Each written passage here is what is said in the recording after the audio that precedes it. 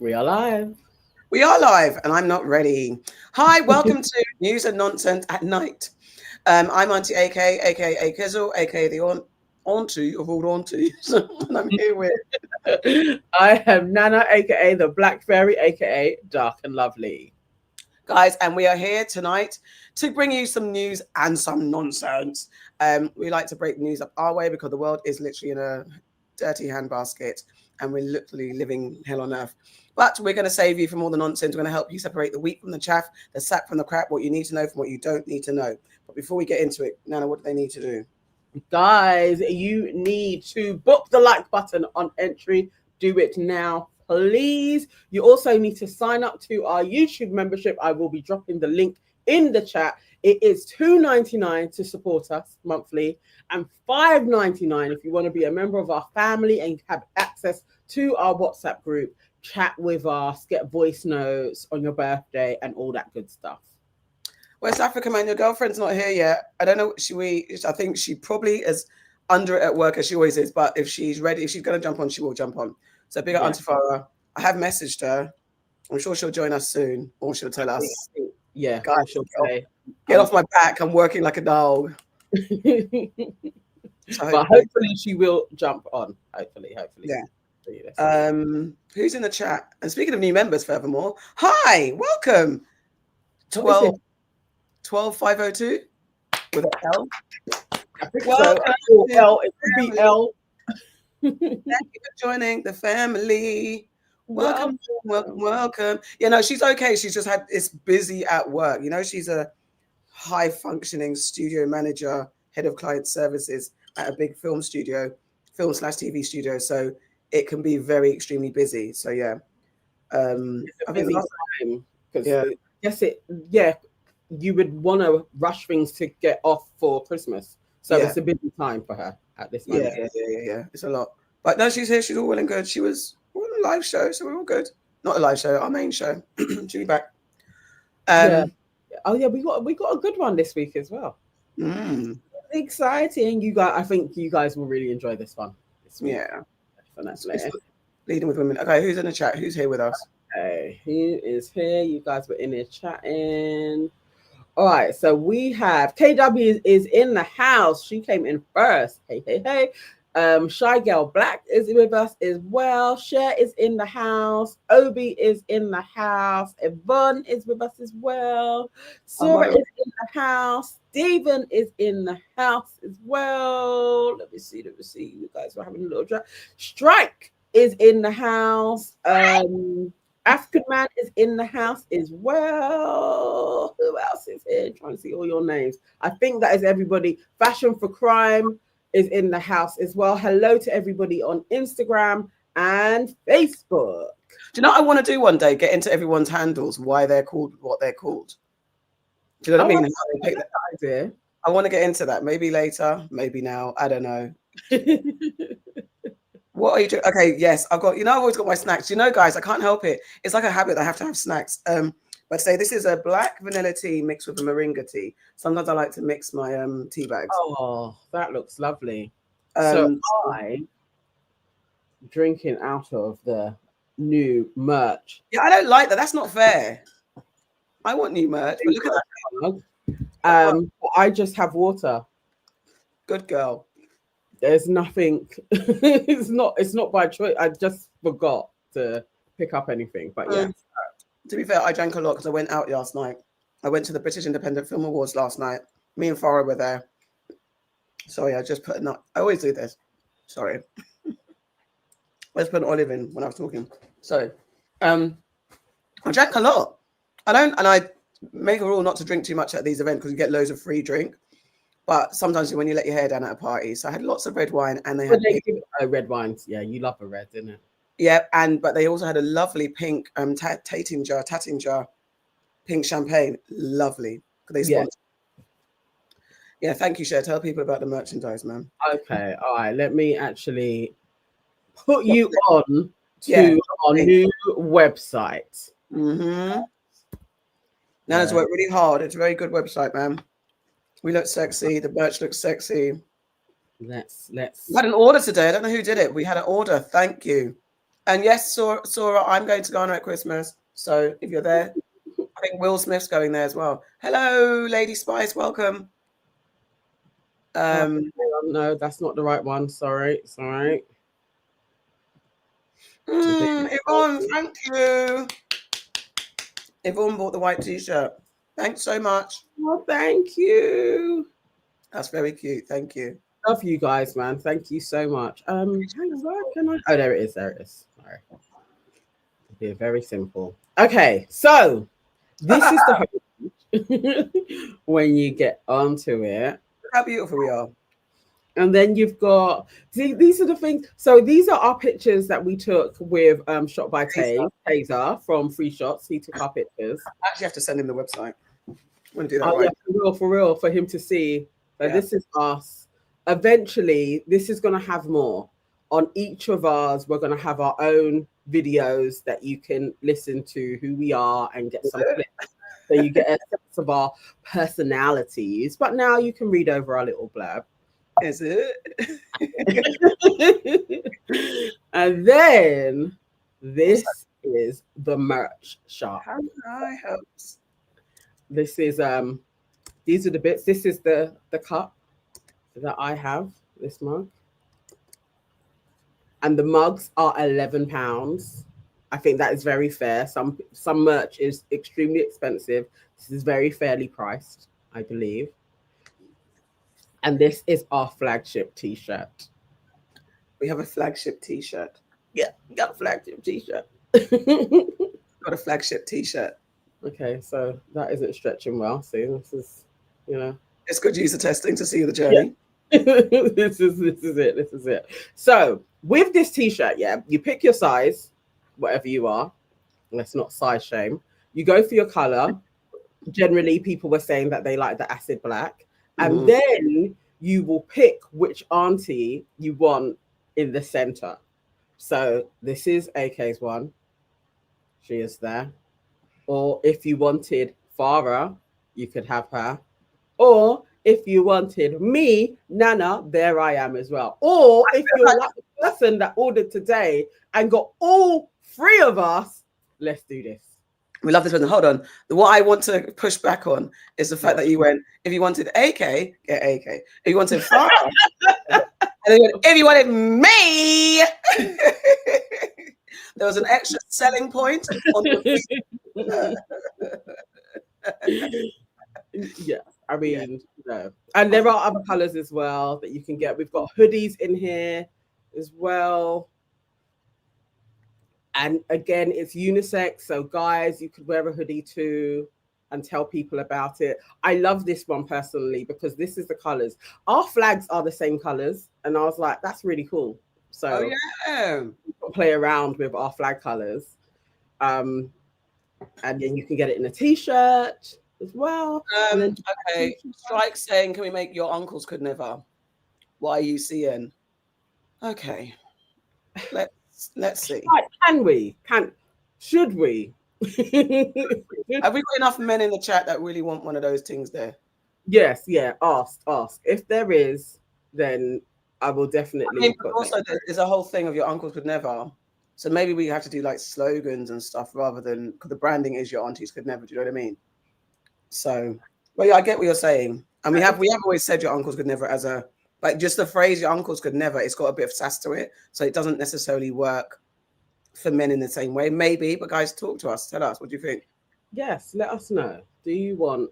Stephen, don't be doing that. Oh, I just realised what you did. No, I will not be taking the Farrah t-shirt. Clicks buy. Listen, don't tell her because I'm going to get jealous and feel insecure. Like if no one buys mine, I'm going to cry into my car. I don't have a car.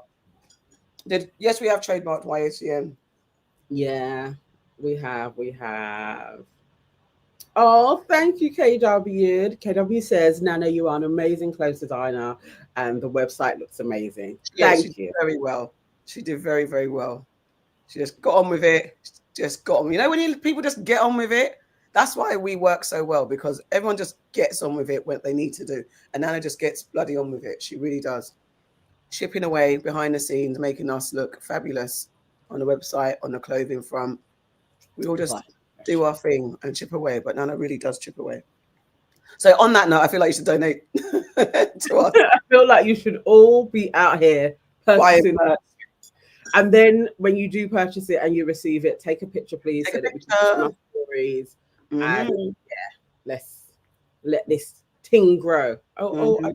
I think Farrah's coming on. I think. Yeah, if you come in.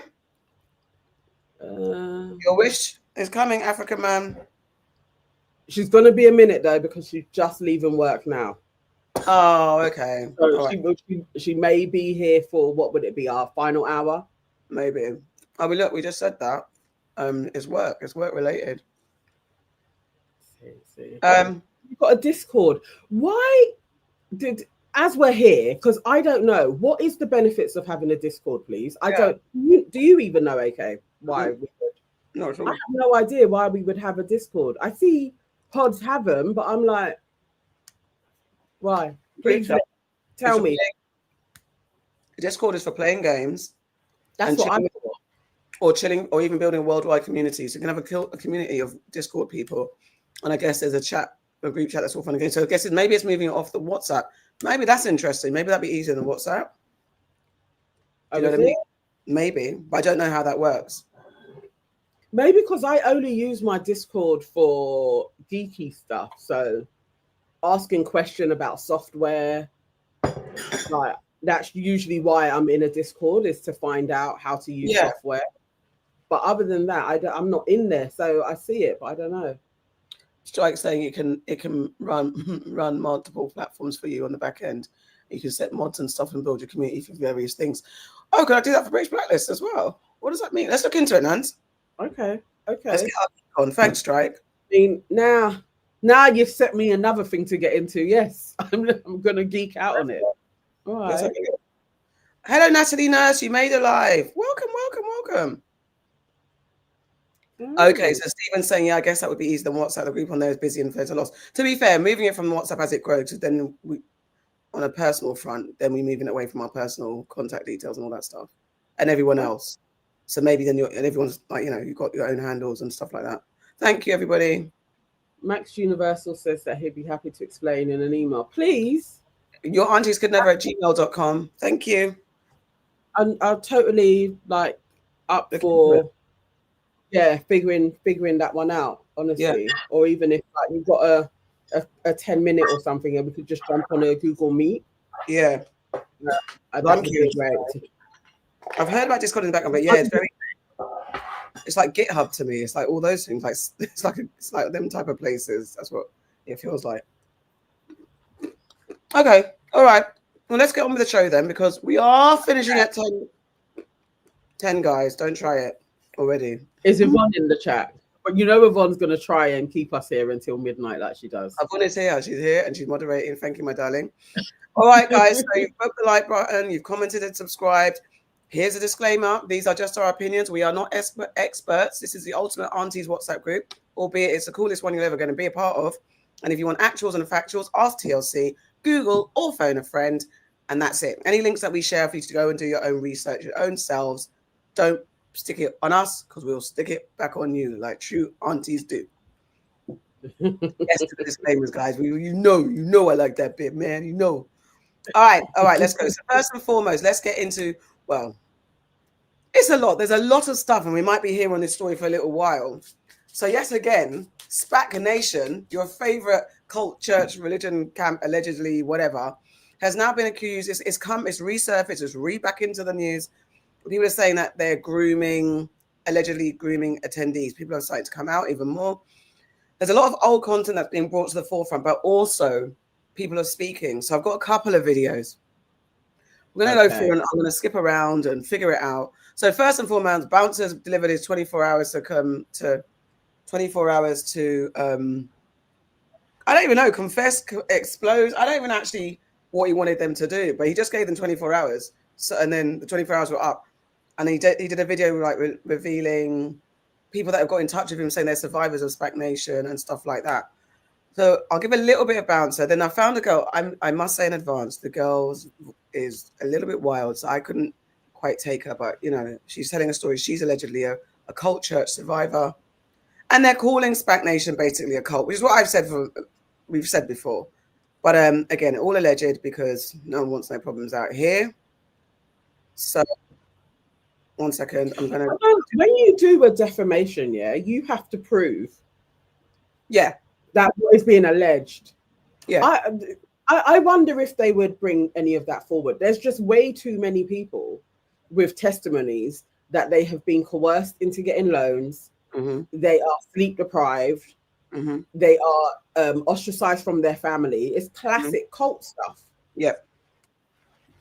Yeah. It's classic cult stuff. It's just how you say it. You just got to be smart. You know, I don't even know how strong allegedly is, but once you say allegedly, it's like, well, we don't know. And I'm making it clear, with our disclaimer, this is an opinion. We're just discussing it. Allegedly, I don't know what lawyers passed. And opinions aren't facts. So, and we are not. It's just an opinion. We are not saying factually we know anything. Yeah, there you go. So anyway, Bouncer's going to give a little bit of summation. I'm going to try and go through because he's got a few clips of people talking. So I'm going to jump mostly to the people talking and some of that breakdown, and then rather than just listening to him, because it's an hour and 26. So bear with me. Here we go. Alleged. I don't live in the UK. They can put out whatever lawsuit they want against me, and I'm willing to go to prison for a couple of years just for justice of you people. And what I realized, there's not much awareness for the younger generation, for the 11-year-olds, for the 12-year-olds, for the 13-year-olds. They don't know better. So when they hear these oppressors, and when I say oppressors, I'm going to play videos, I'm going to show receipts, I'm going to break things down. But like I said, not one video, I can do everything. So you're going to see multiple videos. Okay. This is the first clip that he's got. Let's play it.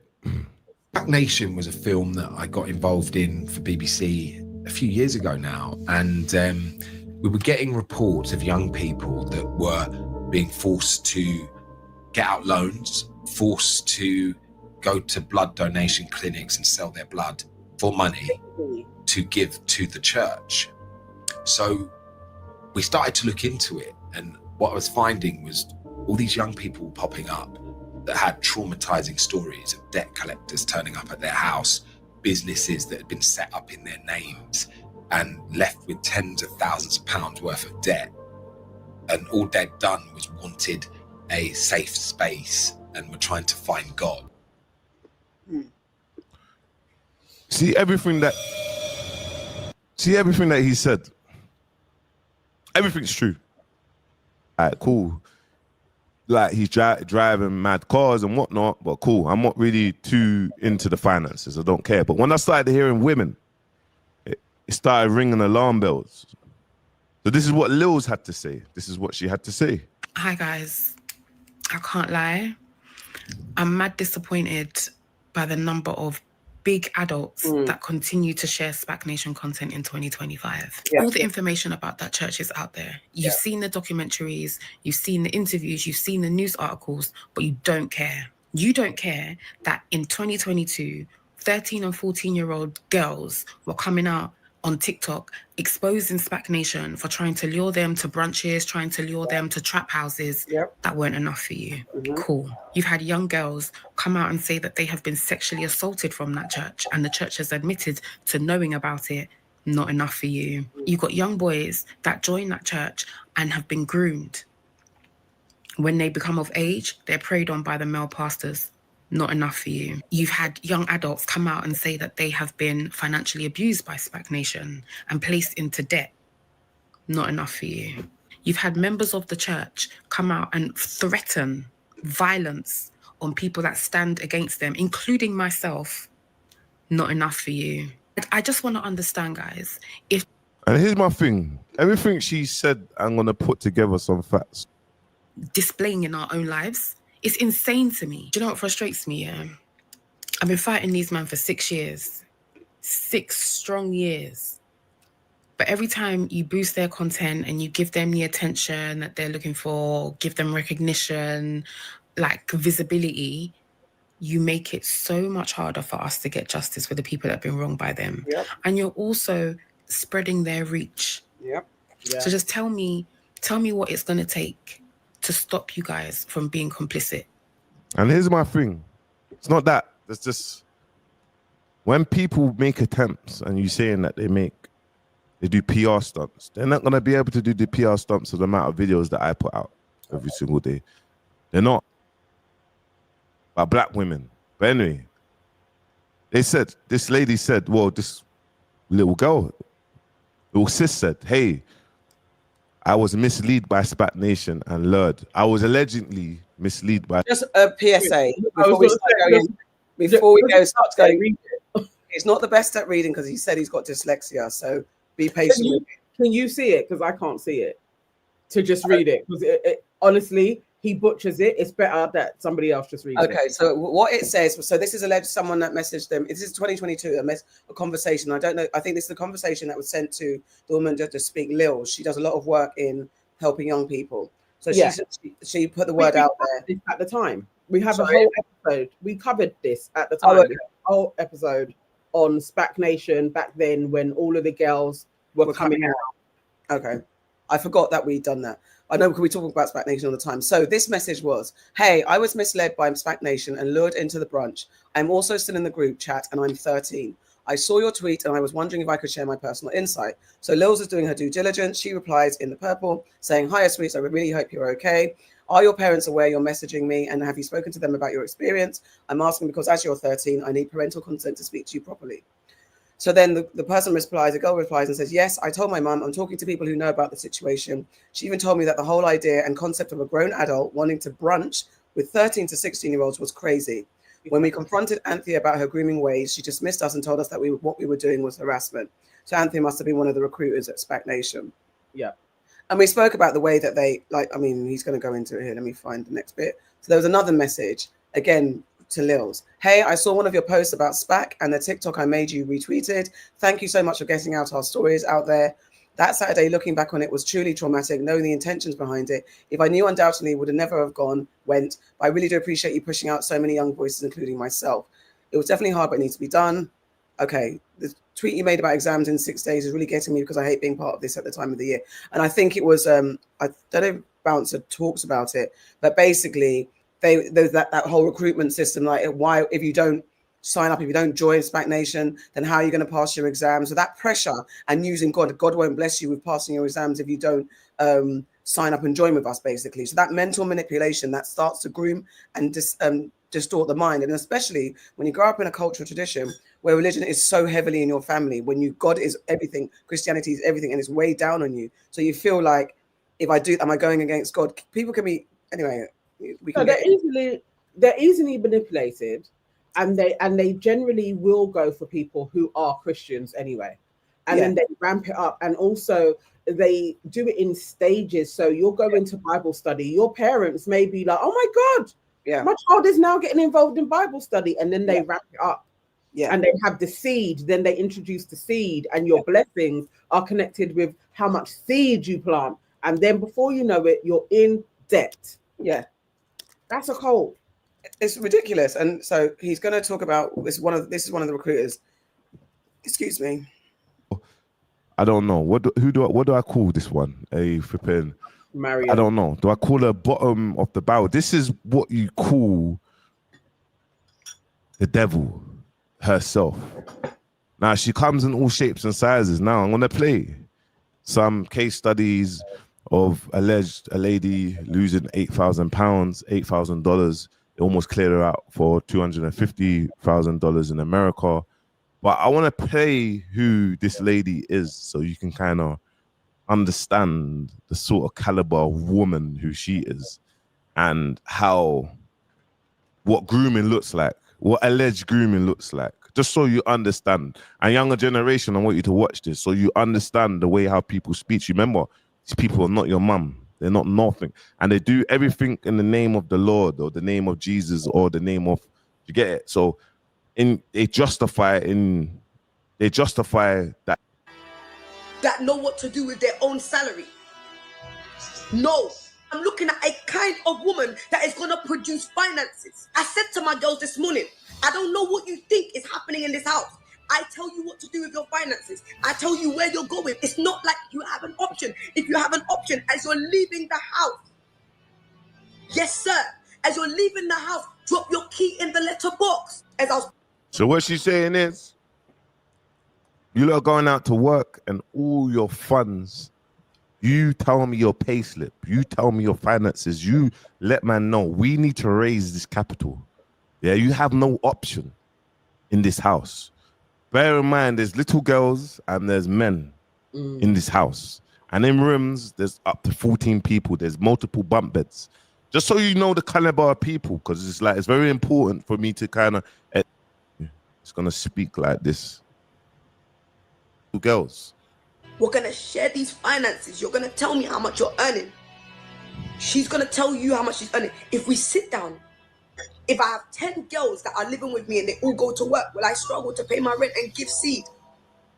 Will I struggle to go? You won't even... So seed now. Seed is a thing where it's like, that's what they call, they have to give seed. What is seed? £1,000 a week. Imagine they need to raise seed. Sometimes they have groups when you hear her talking about. So just where we spoke about this before. Yeah. Now, Pastor Tobi presents himself with the designers. He's always flossing. He's got cars. He's got designers. And I've had conversations with people like, yeah, and they believe that, yeah, he's getting people off the street. There is not one message in the Bible that talks about materialism in the way that this guy is flossing. There's not, how can you say you're getting man off road who are spending their road money on designers, who are robbing people for designers, but yet you're promoting a lifestyle of, and it's not just maybe a high-end, like a high street designer, one that's kind of affordable. You're talking Louis, you're talking Mercedes, you're talking all these fly cars, Bugatti, all this stuff, this upper echelon of fashion that your drip or whatever the case is, and you're expecting young people to bypass their mentality of the road and getting fast money to somehow go to church, worship the Lord, and then aspire to get material things and say that's the way that you do it. That's how you get successful in material things, not your spiritual journey, not your reconciling with the work that maybe the things that you did before, whether you came from a bad home, maybe you're on the road, whatever case. How does that inspire someone to not want to be on the road? How does that make them stop? Because how are they going to find £1,000 and upwards a week? Does it make any sense? But anyone that defends him is like, yeah, but he's getting them off the road. How are you getting a roadman who knows how to make fast money off the road by telling me he has to now pay £1,000 a week? Where's he getting that money from if he's a student or unemployed? If there's someone I can't stand. It's actually crazy. Banks spoke to one of the guys, can't remember what his name is, that left a few years ago. He was one of the ones that was featured heavily in Reggie Yates's documentary that he did on Spac Nation. Okay. And also because he was so feral on roads, when he left that and joined Spac, a lot of guys were like, oh, this may be the way forward. He was that influential. Exactly. And he was saying that basically when he got in there, it wasn't this whole, so seed was a thing, but he didn't have to seed because he kind of went up a little bit in the ranks. Okay. But you had to do recruitment. So that was another thing. You had to be bringing people in and showing them the way and trying to get them to move into one of the houses. Yeah. Like that. So you're off roads and then we're going to put you into a house. Then within that system, then they started to do the loans and stuff. Yeah. And that would be you get a loan for your business or a business that's there. He said that was going on, but the pressure for the seeds was like the younger people. Okay. And he started to hear like, nah, this is going crazy. Like they're actually making people feel suicidal, all sorts of stuff. He actually had cousins come in and he has a cousin that is still involved in the church now. Even though he's been sharing his story, he says it's a scam. Like you will leave, there is no prosperity here. It has nothing to do with Jesus. This is basically just a scam and a cult. It's a cult. Will was asking, why is it not just considered a standard street gang and not a cult? Sometimes they're very interlinked. Why it's a bit more cultish is they also do things to cut you off from your family. Yeah. So they start planting seeds that your family are actually really shit and they aren't helping you, and they are basically tied to your damnation. So if you sever ties, you're going to be able to be like fresh and born again and a part of the Spac Nation type of. They call themselves something else now. Same shit. This is what Mariam kind of gets into. You look. I came into Spac Nation. I had the word for a month and I started doing my thing. I don't know about you guys. I came to Spac Nation, and within month 1 of hearing Pastor, because I've been in church, I've heard poison. So when I heard the truth, I ran with the truth. Month 1, my giving journey started that week. What are you talking about? I didn't start mobilizing today. I didn't start giving today. I heard the truth. The truth came and set me free from the lies I've been hearing in my head. I'm beginning to look. Let me tell you something now. And I want you lot to understand, this is all on the base of just giving money. It is a disrespect in the highest regard to the word. If you are a leader, if you are a pastor, and you don't have 10 people that you speak to, hear me well. You don't have to like what I'm saying. I don't care if you like what I'm saying. My boldness has gone. It's almost like I'm going back now. The Mariam I kept quiet because I didn't want to offend people. She's back. Yeah? Let me help you. If you are a pastor, and this is not about now going to snatch people to raise, there are enough people, new souls, sitting at the back waiting for you to get up from the front row. We don't even like your dress anyway, so we don't want to see it in the pictures. Get to the freaking back. Speak to the souls in the back of the church that are crying every day and they're looking for a leader. You have too much independence. Your independence is making you poor. Your mind is, one of my girls said to me, Ma. We'll get back to, you hear the evil though, yeah? Minutes. I don't care why or how. Raise it. Guys, I want you to be terrorists. If we gave £50 per day, we can raise 1,800 times 7. That's 12,600. That means that all our pastors have a line. She's atting someone saying, you're delaying us. Guys, I hate delay so much. Can you see that? She's just... I want you to understand, this is a lady that's in the group with the members. And this is the oppression. Like, this is the oppression that they have to go through. Or 20k, guys, I'm not playing. Can you see this? This is a threat. This is the pressure she's putting on them.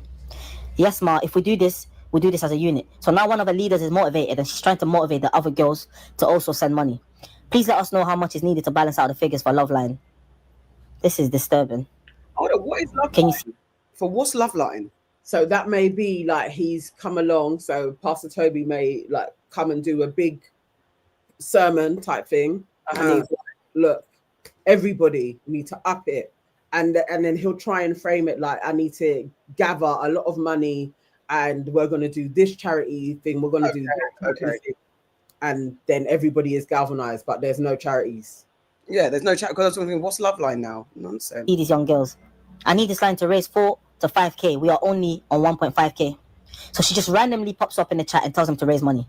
I'm not going to Nigeria because I'll be in London getting money. I believe this is when one of the pastors had a traditional wedding. She decided to stay because of money. I've been watching how you guys are mobilized and I have some concerns. Some of you are only interested in reaching your 1k. The instruction was in this chat that we mobilize as a family. Once you have built your line, we'll move on to build other lines. And this is this woman here, guys. This is her. I had a vision. So what's the vision? She said I had worms in my head. I had so many worms in my head, and the first thing I decided to do is say, okay, and how I know she's my daughter because she thinks like me. So I don't mind having worms in my head. I'm just gonna take your head.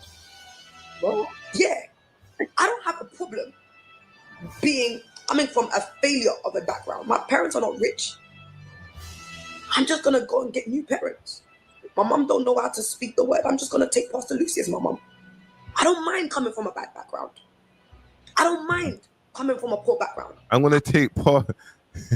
Can you see the grooming and the manipulation? Can you see it? Can you hear it? It's like, this is what you call grooming manipulations. It's funny because it's like, and the fact that, you know, like when you're outside of it and you're not brainwashed, it's like, how could anyone say, imagine she's standing in front of me telling me, I'll take the worms from your head. I'll be your mother.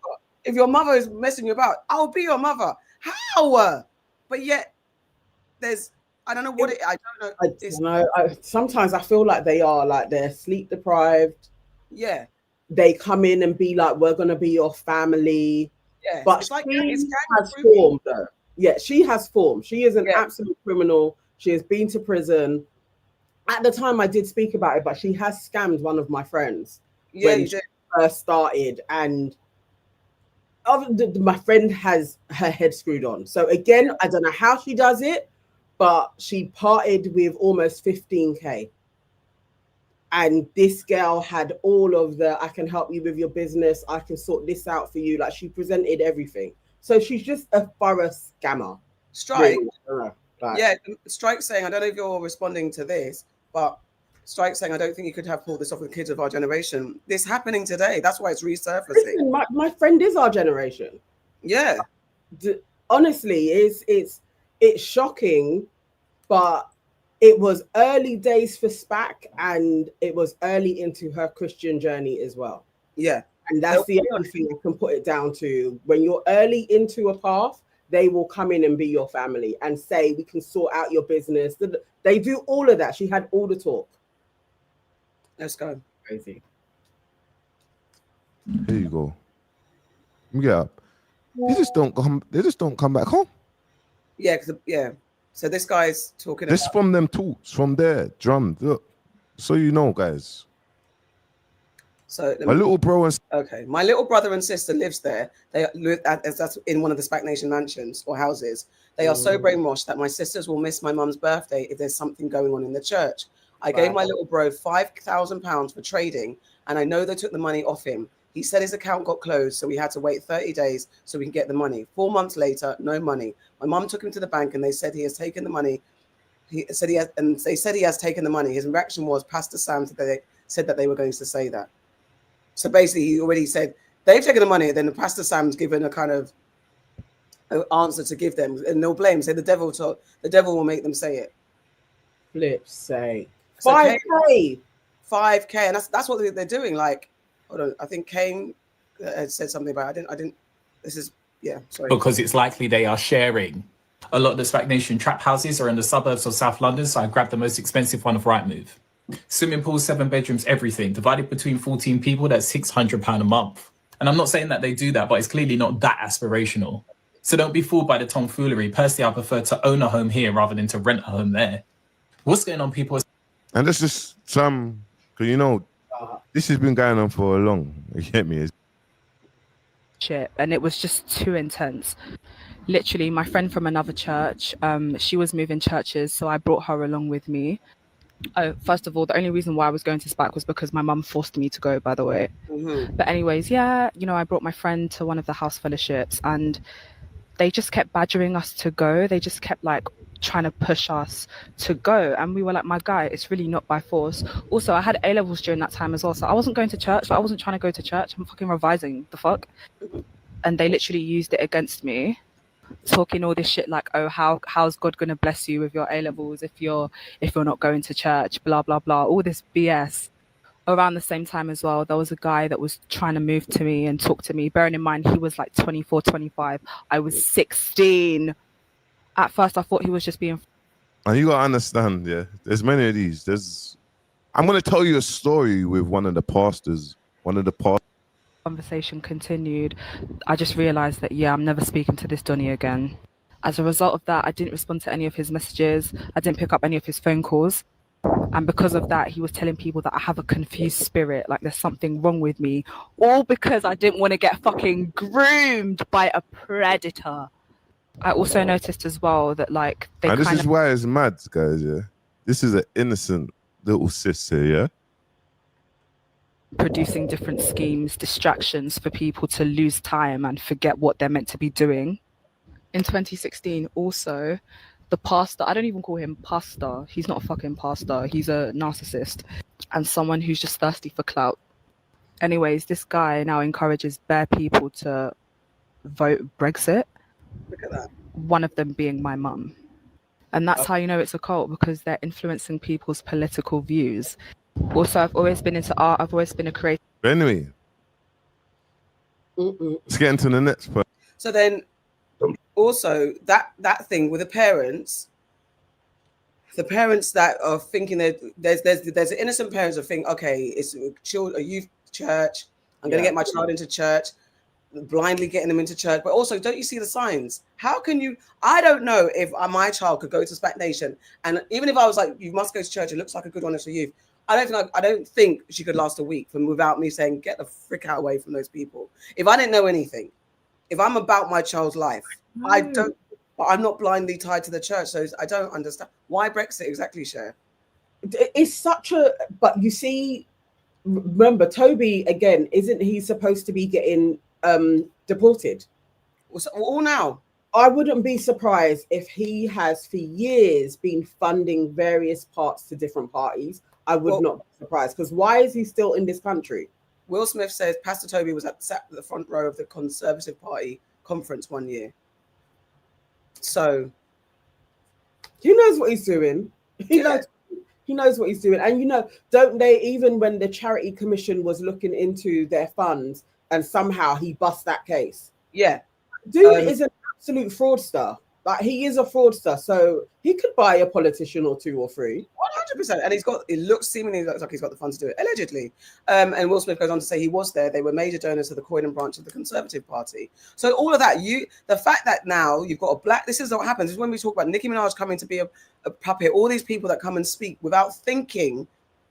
Like, Nicki Minaj is a different case to this, but it's just that thing, those public people that have influence in black communities or marginalized communities, when they need to have that groundswell of people that are blindly sheep followers and can blindly vote to move the needle, then you get someone like someone like Tobi, who then manipulates a whole group of people to help a bunch of people that only suits his interest if he's got money, not their interests. Absolutely. But he can say, look, I'm helping, as he was doing whenever he gets a flipping mic, I'm helping people on the streets. Yeah. I mean, I watched when he did that interview with Zizi, and I would say that was probably one of her biggest failures. Actually, next time she's on, I have to talk to her about that. But I have questions. It's just a PR stunt. He literally is like, I've helped thousands of the youths come off the streets in London. Like, you know, I'm saving the prison system. This is what he can say and deliver to people like it's not a cult. Like, we're negating all of the thousands of people allegedly who are now in debt, who lose their, you know, that big ass fraud where you'll just lose your account. Yeah. And then you get blacklisted. There are so many of them that have had this. They can't pay the loans, they default, they take a loan out again, they ruin people's credit. Yeah. And he's out here getting pats on the back. And as Little Shines 1234 says, Tobi has a deportation. What's the word? Deportation. Jeez. Order. And it's because he's not been criminally convicted, so deporting him is very difficult. Get him out. He has the layers, you know. But as cult leaders do, though, isn't it? It's only when they turn into shits that they start letting it all go, and then you can get them. But generally, to me, there's no difference to him than any other cult leader. They usually have a few layers before you can get to him. Yeah, 100%. So their criminal stuff, he can be like, I'm just out here doing preaching. Like, and that's why Mariam was a fall girl. As wicked as she is, she was a fall girl from a lot of his stuff. She did the time on his behalf, and she's still blind to my leader. Well, I think she even came out and said she was abandoned. But I'm sure I don't know if she's back with them. So in 1K a week, however we want to put it, it's 1K a week, and I'm sowing that 1K a week, and I'm not relenting on that 1K a week. But and I've sown way more than 1K a week, to be honest. Sometimes you can get 5K in a week, you get this, that, and the other. And I know this seed is pushing me to somewhere. Someone would say, you have so much issues on you, you have so much debt that you're battling, but this, that, and the other, but you don't relent on your seed. By the time you're ready to have your children, and by the time a certain generation is growing, to give £1,000 a week for a work. So what I want you to understand is, Pastor Samuels is talking about people giving £1,000 a week for seed. So there's Tobi, Samuel, and another one, Kerry. Oh, what's his name? I think Henry is the one that may have been dashed out so far, and Henry's mum bought a house that they are not paying for, so she's been left with a crazy big debt as well. Wow. Like, it's actually they are disgraceful, and I do hate that whenever they have one of their little rallies, Yeah. that all the blog pages do post them like this is a legitimate church. That's what Lils was saying. Like, you could, grown people, and that's what that bouncer is saying, that, and that's alleged again. Allegedly, Sheba. Now this is, they, you know, Will and Helena allegedly are on the payroll of Toby, because it is strange that every minute you're posting Toby. Why? Yes. Why? And none of the victims' perspectives. It's always PR led. It is Pastor Toby doing a march through Mayfair with a whole bunch of women walking behind him, and he's got designer bags. His It's birthday like Pastor party. Toby and his birthday. Exactly. It's never anybody else saying Spac Nation has done this to me. The Spac Nation has put me in debt. It's never that. It's always, oh, look at Pastor Toby and his fleet of cars. Look at Pastor Toby doing the Feed the 5,000 with his flock all coming to have a party together that he's funded. They are on his payroll, most definitely. I'll say allegedly because we don't know, but it's my opinion. It's not a fact. Yeah, it's true. There you go. Well, allegedly, that's the case. After Sam, I want you to know what we're fighting through now, Spac Nation. Connect. It will be like, that's too low. They'll be like, that's the norms to be able to give like billionaires and millionaires. I know this guy's talking. you know, hey bro, hope you're good. If I could come forward and talk to you privately without myself name getting involved with it. Okay. It's about a member. So these are recent messages, because Bouncer told people, get in touch if you've been affected. So I'll read it quickly. Hey bro, I hope you're good. If I could come forward and talk to you privately. He says, basically, I was younger and naive. I got sucked in as much young people do. Looking back at it, I was groomed by one of the pastors saying he'll help me with my business.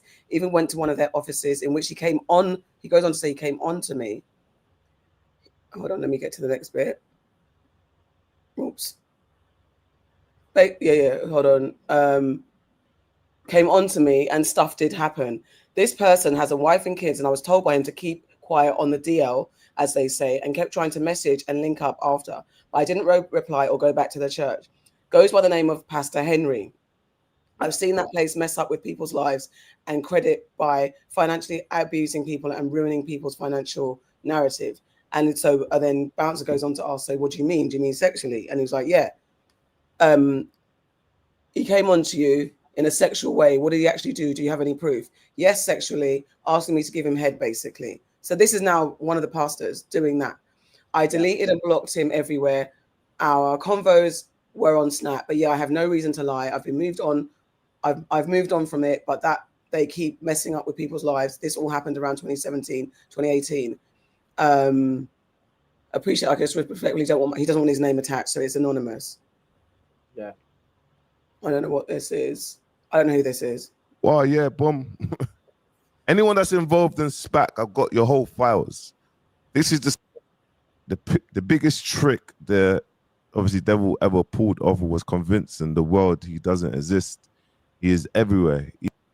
If you believe that. And would have sent. Hey, Bounce, I know what you're doing, and that for that reason, I want to send more evidence, not too long, but detailed enough, showing what I went through on a personal level as his girl. This is Pastor Henry. I still want to remain anonymous, but with this evidence, it's very explicit. Can you blur parts, please? And this is just surface level. I do it. So someone else is telling more stories. In the beginning, we were together, but split because of the abuse I received emotionally from him. He came back in 2024 in my most vulnerable state and would send this. I'll start here. Tell me if you've had enough of this, because also it's a lot.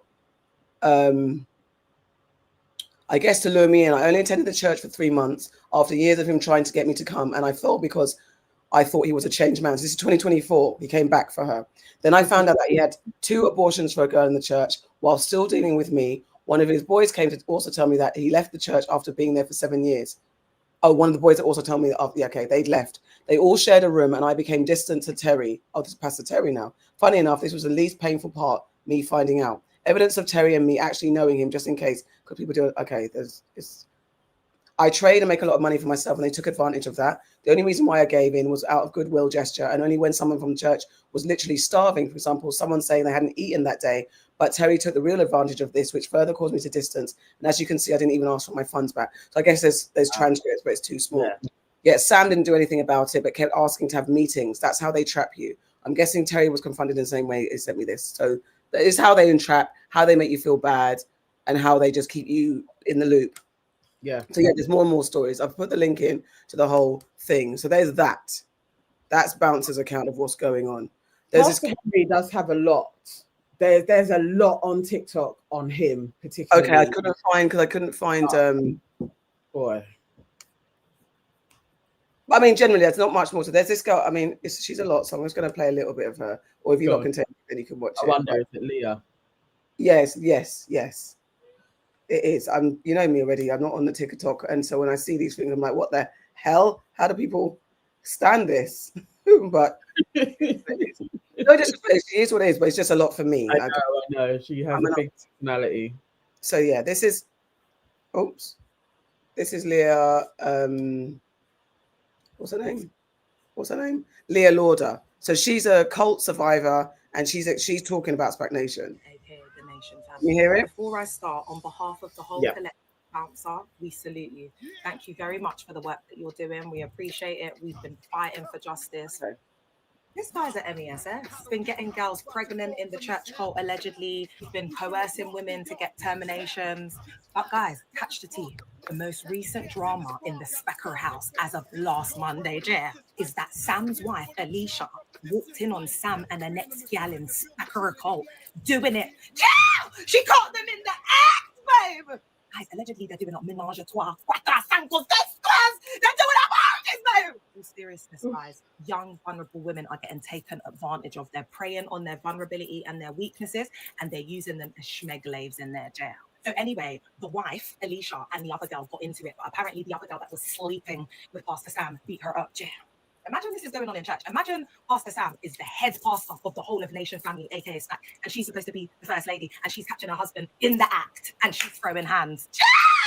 Oh yeah, the girl's name is Josephine BTW. Apparently, she went back to Spac on the Thursday after she got into the altercation with Alicia, and they were just acting like everything was fine. So you can see that people have low self-esteem, they don't love themselves, and they're just going back to this place because they formed codependent relationships and trauma bonds with the people jail. As you know, Bounce has been exposing the fact that Pastor Sam put hands on a young woman in Spac.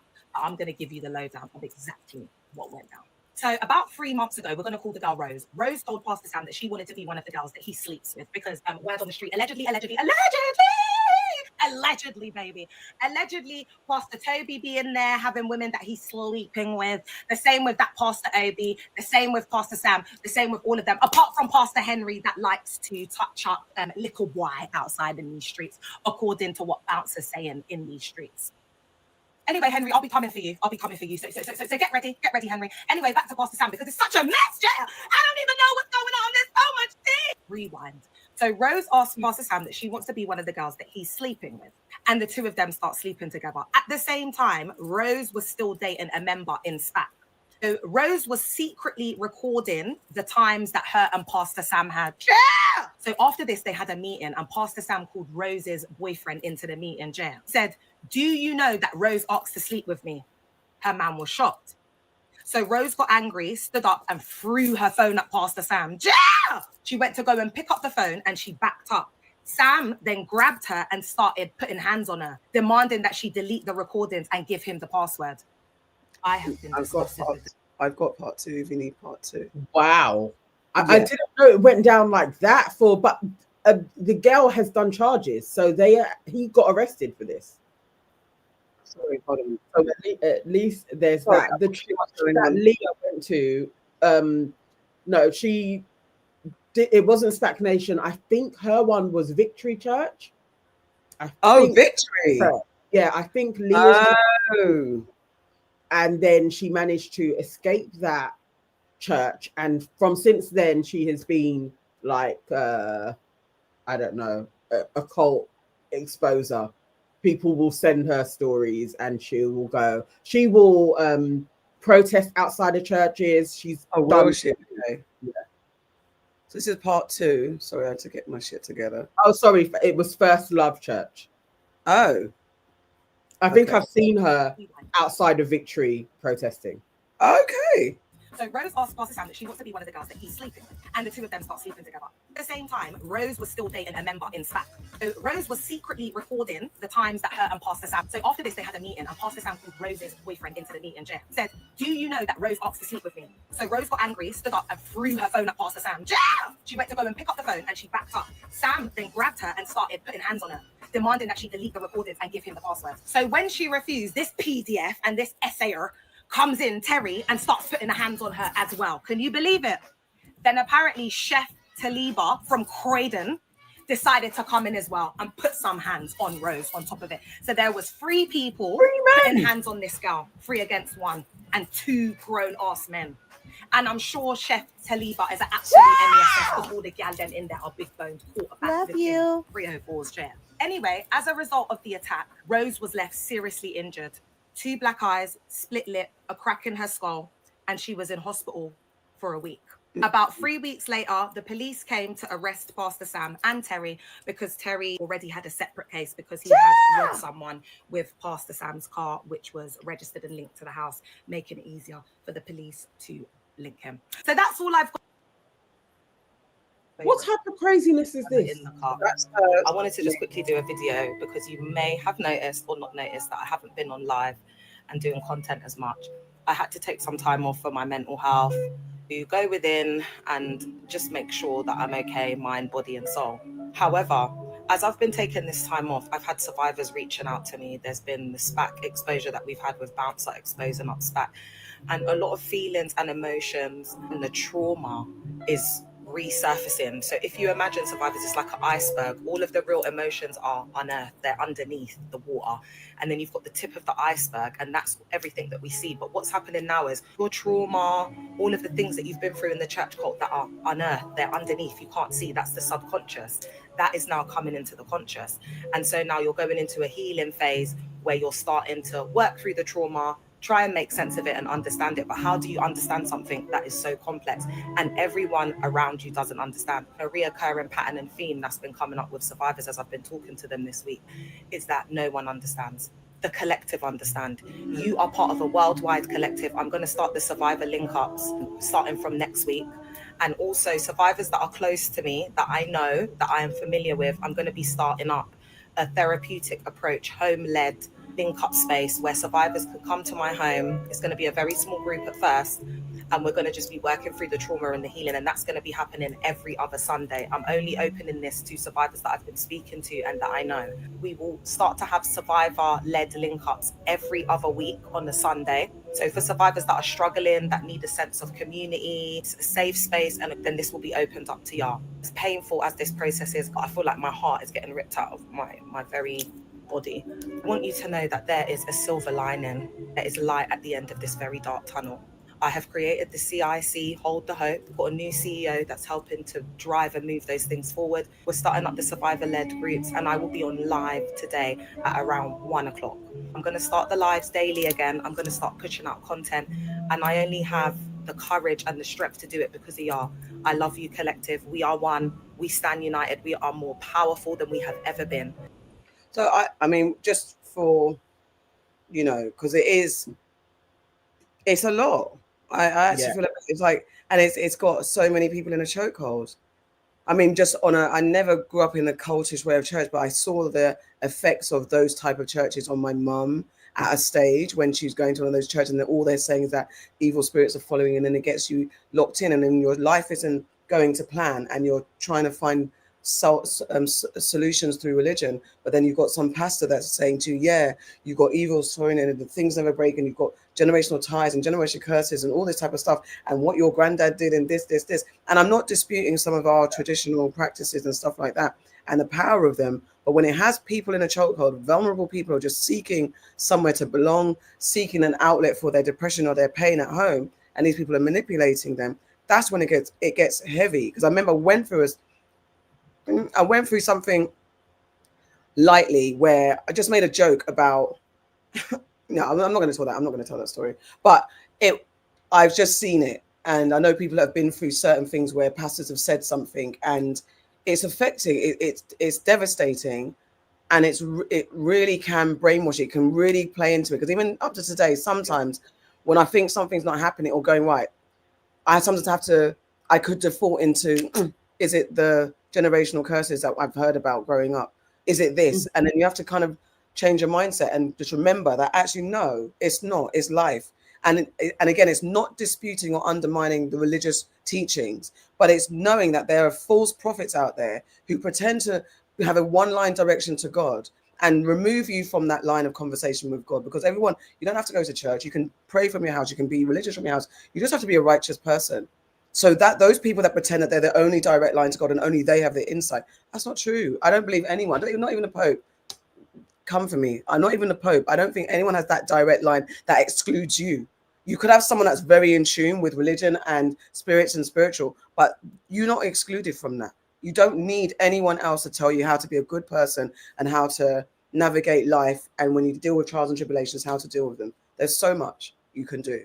So I actually feel emotional for that. I feel like for the Christians though, anyway, if you actually truly read the Bible and studied it properly from yourself, like using your own cognitive, critical skills, you wouldn't need to go through somebody else. Like that should be the practice. That should be the cultivation. It shouldn't be you're hearing somebody else's interpretation. You should be able to read the words and get what you need from it yourself. To have somebody saying you have to give money here and for any good luck to come your way, and you still don't get that good luck, you're being manipulative. You're literally in a trap now. You are, but I understand they play on so many different things. And especially if you have fallen out with your family, you default to, I have nowhere else to go. Them providing housing, that's the step where I'm like, oh yeah, you've done a cult now. Once it was like, you know, the gathering of the young and it's all the drill music and all of that shit, cool, but that's one step. But when it came into, and you called it a trap house, you were then trying to segregate people and put them in a space. And it should be shut down, but again, it gets quiet in it. Even I had kind of semi-forgotten about Spac. Like it gets quiet for a time, and that's when they can prey on young people. Even when Bouncer said like the 12 and 13-year-olds, I did think, I mean, I watch my boys' content and it's not so Christian heavy anymore. But there was a moment when them and their cousins, it was a lot of sharing of Bible verses, and that there was just like a feeling of reading the Bible and, oh, for Christmas, I want a Bible. And it's those times where me and my husband are not religious in those ways at all. So I am a bit side-eyeing, but I know where he's getting it from. It's literally from my mum and his other grandma. It's like they're Christians. But you can't then be like, I'm going to see Pastor da-da-da. That's literally not taking place. But maybe that time it's a bit too late because they've come in a little bit earlier. And I was watching everything, going through his phone all the time, just in case there was some little seedy person there being like, come to this meeting or read this passage or just something. But it is scary. They do get them young. I definitely, because I went with my daughter. She definitely had my mum in her ear. So my daughter is very religious.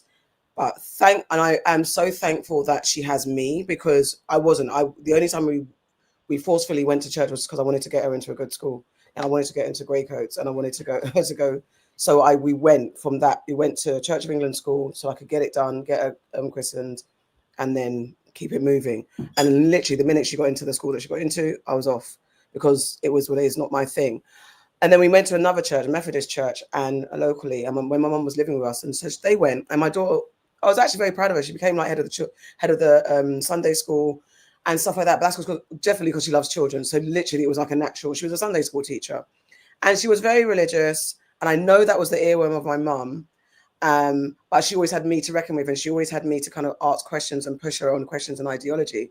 So she didn't have just the blind influence of my mum. And not to say mum was anything bad. My mum was just an old school Christian. So that Christian teaching was prevalent. She was going to make sure you go to church, you got to pray, all that stuff. So now my child's been on a journey, because even being a nurse, Sunday school teacher, there's you have a rotation of pastors. And so one of the latest pastors of the church, before she left, because she hasn't been to church maybe about 5 years or 6 years, she stopped, because she was like, the guy started to be like, oh, what, you've got a boyfriend, what, and you're living in sin, and started to get into her business.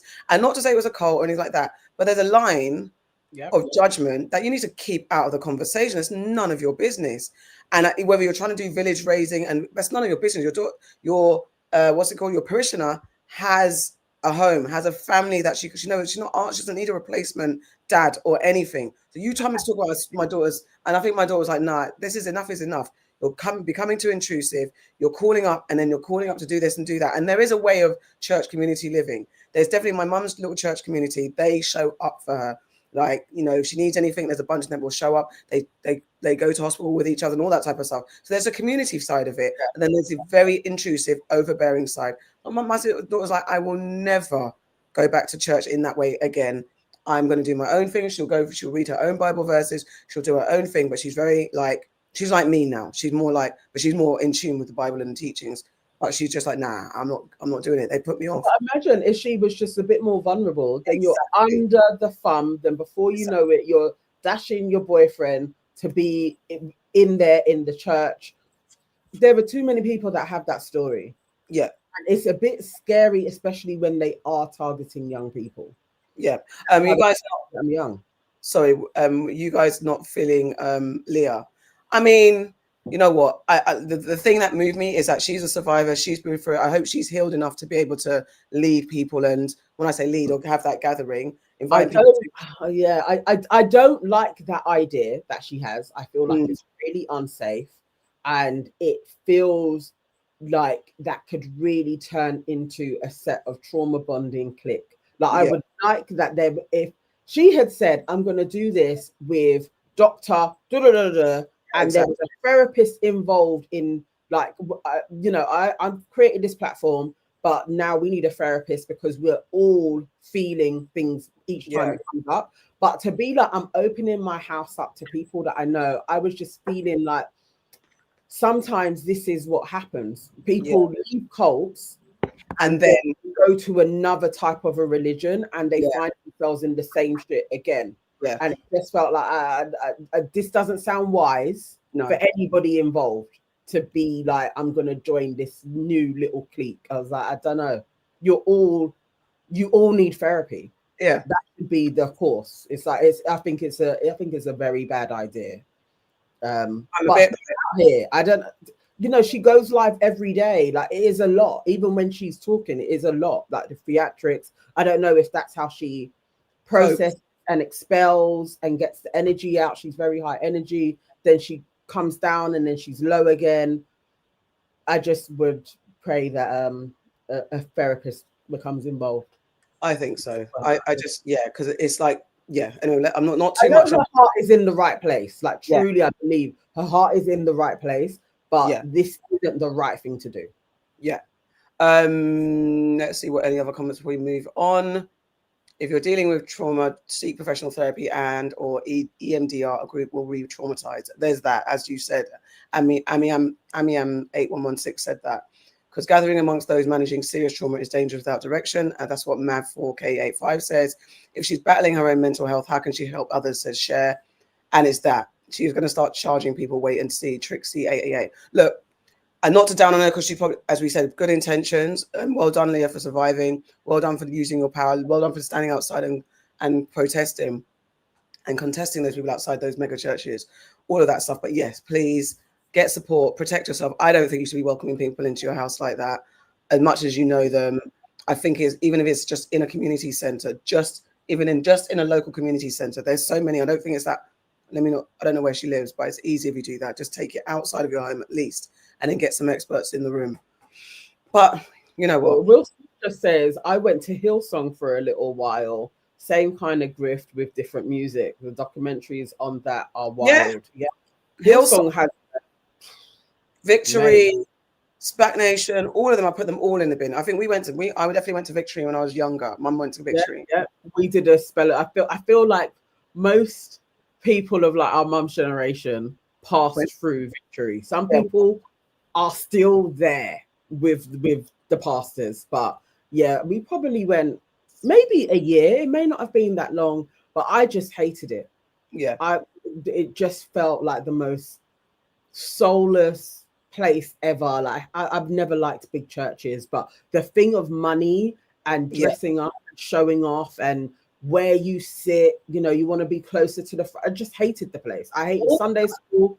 I hated that they tried to teach us how to speak in tongues, and I was like, this is ludicrous. Oh, that's how my can point. you have a prescription to speaking in tongues? And I was probably about 9, 10, I don't know. But again, you know, I had my religious leanings anyway. But it was just like, this is stupid. This doesn't make sense. If you catch a spirit, you should catch it and you speak how you speak. Yeah, it shouldn't be. And I've always said, how is there a similar language to speak in tongues? First of all, because if it's a spiritual thing, why do you all sound the same? How does that work? What is it? What actually is it? And exactly everything. Last thing you said. When I went to Victory, what I liked was the gospel, because I love gospel music. So that's the only time I was engaged, because I just love the music. I love the singing. When the song, even when the song was good, when it's like one of them bait ones, no. But then when it would kind of got a bit souly, I loved. That's the only part I enjoyed. And I remember Mum talking about. I remember saying this to Mum when I was very young. When she in the end she got fed up of waking me up and me being in a mood and like I'm not coming or I'm coming, whatever. She said, you've got to dress up. I'm like, why? It's church. Why do you have to dress up? Because you have to dress up for the Lord. Why? Why can't I come as I am? Why do I need to dress up? What does that even mean, that I have to dress up? For me, that's already narcissism. It's indulgence. It's what's the word? What's one of the 7 deadly sins? It's all of that. Overindulgence. Anyway, I found this clip about speaking in tongues, and they're talking about what the hell is all of this.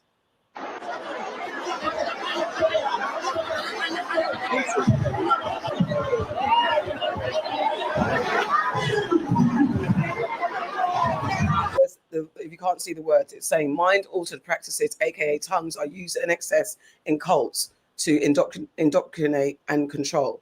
This is RPF midweek refill prayer service. It was live.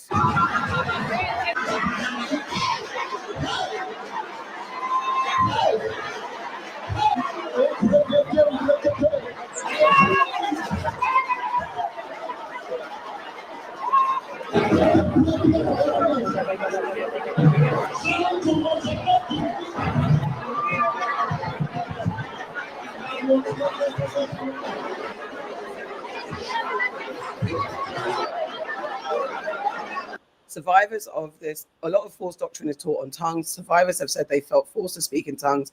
No one is certain they're actually speaking in tongues. It's just a mind-altered practice they use to maintain control.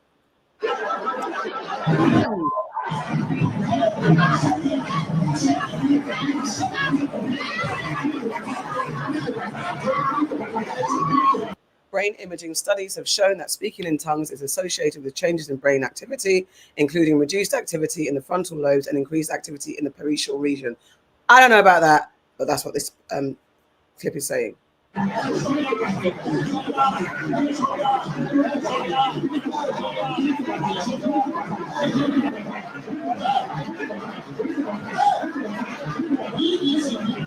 Nonsense. I want you to. I'm sorry, it's nonsense. And then it moves into the woman with the body. Yes. I don't know. There must be something with the tongues thing. I don't know if it's like somebody said is this spiritual psychosis. I don't really know, but all I know is in Sunday school there was a boy and they said he did it the best, so copy him. And Imagine I was that. like, no, because it can't be, if this is supposed to be a connection and you're so connected that you speak in a whole different language to God, that we are being taught it. It's like, that doesn't even make any sense. That is the words, everybody has it. The blah, blah, blah, blah, blah, everybody has the same things. Doesn't make sense. So, doesn't make sense. And it's like, even we've seen the white women there, how's your tongues the same as my tongue? Like how's Nigerian tongue, Ghanaian tongue, African tongue, Caribbean tongue, white tongue, black tongue? How is it all the same? If it is, and maybe there is a real commentator, but you cannot, as you said, learn it. Maybe tongue is actually, that's the only one thing. If you're actually truly connected, there's only one language. It could be that, but you cannot teach it. What you should be teaching is how to meditate, how to be in tune with the world, and open your chakras or whatever to connect with the higher being. That's when I'd at least be more inclined to believe that you're trying to teach something in me to get closer to the higher plane of spirituality. Shall I actually can't stand it. I actually can't stand it. KRRQ5U, what the first time I saw people speak in tongues was when I went to KICC. I just didn't get it. I don't think I will ever fully believe it when people do it. I'm saying, is it only? I don't believe them. I don't believe anybody that like. Did you see even in that clip there was like 4 guys and they had the same shaking thing? Yeah, like what the hell? Yeah, no, I had actually forgotten about KICC. That was like one of the bigger ones. The one in Park, I think that was. Oh, okay. Because I was going to say Kensington Temple has got a little bit of a something. I remember my daughter went to that. I remember Kensington having that. Could also be a KICC as well. There was one. Oh, what was that one? That was near when I lived in Barking. There were so many people going there. I think it may have been like maybe 2,000 to 3,000. Yeah, and they were free services where if they were coming into the church, you couldn't leave our road. They can't. The bus couldn't get. Like, oh my god, it was so annoying. They actually, no, we left, but I think they are no longer there. Like the building was so big, I can't even remember what that church was called, but that had people coming from everywhere. Wayne Allen 6885. I'm assuming you're in America or somewhere else. Oh my god, this is actually happening in the UK. Yes, it happens in the UK. So when I say we're connected, you lot don't want to. Some of you don't want to listen. Old Kent Road was blocked every Sunday, says Strike. New wine was lit, says Natalie Nurse. RUACH has moved into the old bingo hall on my high street. So the bunch of them. And the thing is, those are doing good work. I'm not going to knock you because there's nothing wrong. I mean, I'm not downing church. Not for me. I'm not downing church. And maybe there are. I don't believe in super churches at all. I don't know how you stay on the right side of not being corrupt. I don't know how you do it. Show me a church that isn't corrupt, a mega church, then I'll shut up. That's all I need you lot to do. Show me a church that isn't corrupt when it's a mega church. So I don't believe in them. But if there's any that's doing good work, have at it, do your thing. Get the people together and let people have their salvation or whatever. But I don't trust them as far as I can chat about them. I don't. I don't. And you know, however your spiritual walk is, it's fine. I just don't like when people get really het up on like everybody that takes the piss out of Christians and it's just like it actually isn't that. As for a lot of people are being used, and especially like a new born again Christian, yes, they are genuinely insufferable for 2 years. Yes, and they see it start to wane, and it's always the same thing, and then they're not even in that church anymore. But within that time, they usually have been financially abused. Some is to varying degrees. If it's just a simple tithing to you're tithing quite a lot, but there is an abuse that takes place, and that doesn't feel godly to me in any way. I don't understand when people are talking about I serve a jealous God. That to me is like in opposition to what a God would do. Why would he be jealous? If you created it all, why would you be like? It just feels like the words have been manipulated. These are the things. It doesn't make sense, and that's what me and my mum used to slightly butt heads, because when she say things, I'm like, but mum, and then she's like, oh, then she'll get frustrated. I'm like, but she too, and it's finally happened. Like she's a bit more questionable. We used to have, someone mentioned Potter's House. I remember God Channel when we first got Sky in the 90s. God Channel was on 100% in her world. God Channel, and I remember Potter's House. I liked TD Jakes. I actually liked him because I was like, the way he does, like, you know, those pastors that give you real world contemporary conversations. I'm like, I like how you deliver your thing. I don't feel like I'm being preached at. Gospel tunes on tap, and I liked his style. Fast forward to today, whether those scandals are true or not, you're now a super mega church pastor. Have you ever been swallowed? All that stuff. All of that stuff. And what was it, that pastor that when it was Hurricane Katrina, he wouldn't even open his doors to the people. So then look at all of that, all of them. And my mum was so, because I think the story after Benny Hinn, and then there's the woman, what's her name? I can't remember her name. The American woman. All those American super pastors, and pretty much all of them, the white ones especially, that Yep. again, no black people and white people in religion. That's a whole nother thing, because they must be Jesus's people. That corruption, that brainwash, that manipulation, where they see them as absolutely untouchable spiritual beings, those are all have shit about them. My mum was like, oh, she got let down every single time. Every single time she got let down. And then so she's had a bit of an epiphany where she's like, you know what, I'll pray. I go to my little community church, but I'm not into those things anymore. I'm like at least. That's yes. Eddie that's Long, Creflo Dollar, Pastor Chris, Benny Hinn, Kenneth Copeland, Joel Osteen. That's it. It was Osteen. That's the one that closed up he wouldn't open his thing. It's actually I don't know if there's any Christians like just think about it. Even if this is offensive in a way, I still think sit there and think about it. You should be able with conviction to hear opposition to your brain is going at this moment in time, and maybe just think of, actually, you know what, I am kind of being financially abused. I'm always quite skint, and I am also shamed into not giving money. Is what, like, there are steps if you're aware, but mate, I don't know. I feel for folks. So do I. And yeah, just on the last bit, yes, I remember when Harry Potter came out, my niece and nephew were in a religious school in Croydon. I don't know if you know New Life. Those of you from South, New Life was like it was when it was first built, and it was like the shiny. So the church was attached to the school, and it was a really prestigious school, prestigious church. But again, they had the whole thing. There was a whole thing went round. No, the kids can't watch Harry Potter, can't read Harry Potter, and all that type of stuff, because it's magic. Turned into a thing. That I don't know where New Life is now. Is magic, but Jesus turning water into wine. No. This is just a. This isn't called magic, no. The Bible is full of magic and suspension of disbelief, and all sorts of stuff goes on. Exactly. Natalie says, and I'm sorry, Natalie, I've seen too much. I would never go back to church. And that's what's not nice. The fact that you see so much and you refuse to go back to something that's meant to be a safe haven. That's supposed to be a spiritual warm place. But that there are so many people that will never go back to church because of what they've seen. I will never. Yeah, it's just, sometimes it is the belly of the beast, actually. Yeah. It's as bad as what they say is out there. Sometimes out there is warmer than your church family and how they treat you. And that's the thing. They're horrible. And they will use Christianity and their position in a church to just abuse you. Oh, God. Strike wants me to get surgery. I don't know if I should take offense. Also, he's moved from the bags to the eyelid. She never said she wants eyelid surgery. I did say that I wanted it raised. Oh, did you? Yeah. Get out of here. Thank you, but no, it's not going towards us. So thank you for your donation, sir. Nonsense. Thank you, Strike.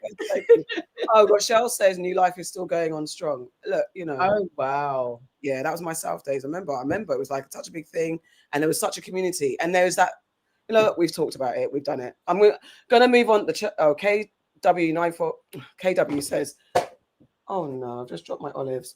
The church traumatized me as a child, and I haven't gone back in adulthood or forced it on my children. And that is imagine that. Thank you, guys. That is the same. Just it's that being taken to church and you don't want to be there. Yeah. I mean, even with my boys, they'll probably enjoy going, but I just don't. However you want to live your life, they can decide what religion they want to be when they're old enough. Yes. I don't need to do anything. The most they are going to get is, you're going to hear a lot of African spiritual talk. Yes, that's it. It's a part of our family. You're going to hear us talking about things. You are going, when you're feeling sick, we are going to call up my brother and be like, assess your nephew. And he is going to say, do this, do that. They're used to all of that. And you can pray. I pray.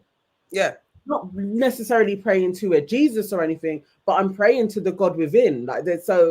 If God is everything and made me, he is everything and is in me. It's very simple. It's very simple. And again, I think Rochelle says, I love my community church. Yes, I love the community. Like I said, both communities I was a part of. When I was taking my daughter to the Church of England, it was very white, very, very, Ave Maria, all that type of stuff. It was very much tiny bunch of people, maybe 20 of us at max of a Sunday. Sometimes there'd be 5 of us. But that community, and there was a couple of black people that as well that drove it. We were together. It was a nice little. It was nice. I can say that, but just not my thing. And then the other church, the Methodist church, a nice little community. The New Life church that my niece and nephew went to, and my mum and my sister used to go to that church. The community is nice, and that's what it should be. At the very least, that's what it should be. It should be community, and it's communion, and it's sharing, and it's worshiping the Lord in the way they do it without any corruption. There can't be the matching of corruption. It just can't. You can't have judgment. You can't. And I'm really sorry, Natalie, as well. Both KW and Natalie saying the depression, anxiety from the stress of pressure being in church. And he took me out. And why should you go to church to feel pressure or feel anxiety or feel bad? It's flipping crazy. It's crazy. Yeah. Crazy. All right. So we're going to have another long one because this next one, this is actually a good one, actually, though. It was a good discussion. Good discussion. But this one is also long because, guys, for the next story. So furthermore, let's go back. I can't even say it was news or nonsense. Spac Nation, on record, you lot are nonsense. An absolute nonsense. Absolute nonsense. Not one of your actually criminals. They are criminals. Criminals. Organization. But whatever the case is, I don't like what you're doing. Don't rate it. On record, you lot are nonsense. Nonsense. You're not pastors. I don't know. Let's show. What's it called? What's the school that you go to when you study the church? Plenary. What's it called? Seminary school. Yeah. Seminary. I mean, these fools don't even do any of that. To be fair, most of the churches that I had gone to as well, they used to get their deaconship or whatever it's called from one of the white American people. And they would sign up to those Bible schools and pay these guys. And then somehow they would come to the church and be like, now this is Bishop, da-da-da. Right. It's all a farce. It's absolutely ridiculous. If your pastor or your a priest has not been to seminary school, here's what it means. I put it in the chat. Make sure you check. Ask them. A seminary school, also known as divinity school or theological college, is an institution that provides education in scripture and theology to prepare students for religious leadership roles. If your pastor has not done any of that, don't go to his place or her place. No. No, even if they have, though, think of all of the Catholic priests that are out here. Yeah, and that's the thing. Crazy shizzle. I just would say for most people in this timeline that we're on, just avoid institutions. Yeah. Figure it out yourself. Find communion in something. I don't know. Go to a rave. Listen, I mean, raves, yes. That whole movement, it did sometimes, I can say it felt like church. Some raves it was spiritual. As I was saying, some tunes I will cry on a dance floor. It moved me that much. Like you go into another world. Yeah. I even get it in church when a tune is and you are totally praising. I understand it. It's the politics of it all. Yeah, because gospel tunes, listen, I can put the other day we go back on it again. The other day I had a moment and I had one of those moments where I felt, did I have a bad dream or something? And I just felt so, and I put gospel, that's when I tapped into my teachings. I was like, you know what? Yeah, I need to put on. So I put on a gospel playlist and I was lifted. I'm not averse to it. Not the devil, as someone might say, but there is, you know what I'm saying? What is that? So, Cher says, what if he's watched lots of sermons on YouTube? Do you know what? And actually, I jest slightly about seminary school, because if you're truly a vessel of the spiritual world, you don't need to be taught. It just comes to you, actually. I mean, in one sense.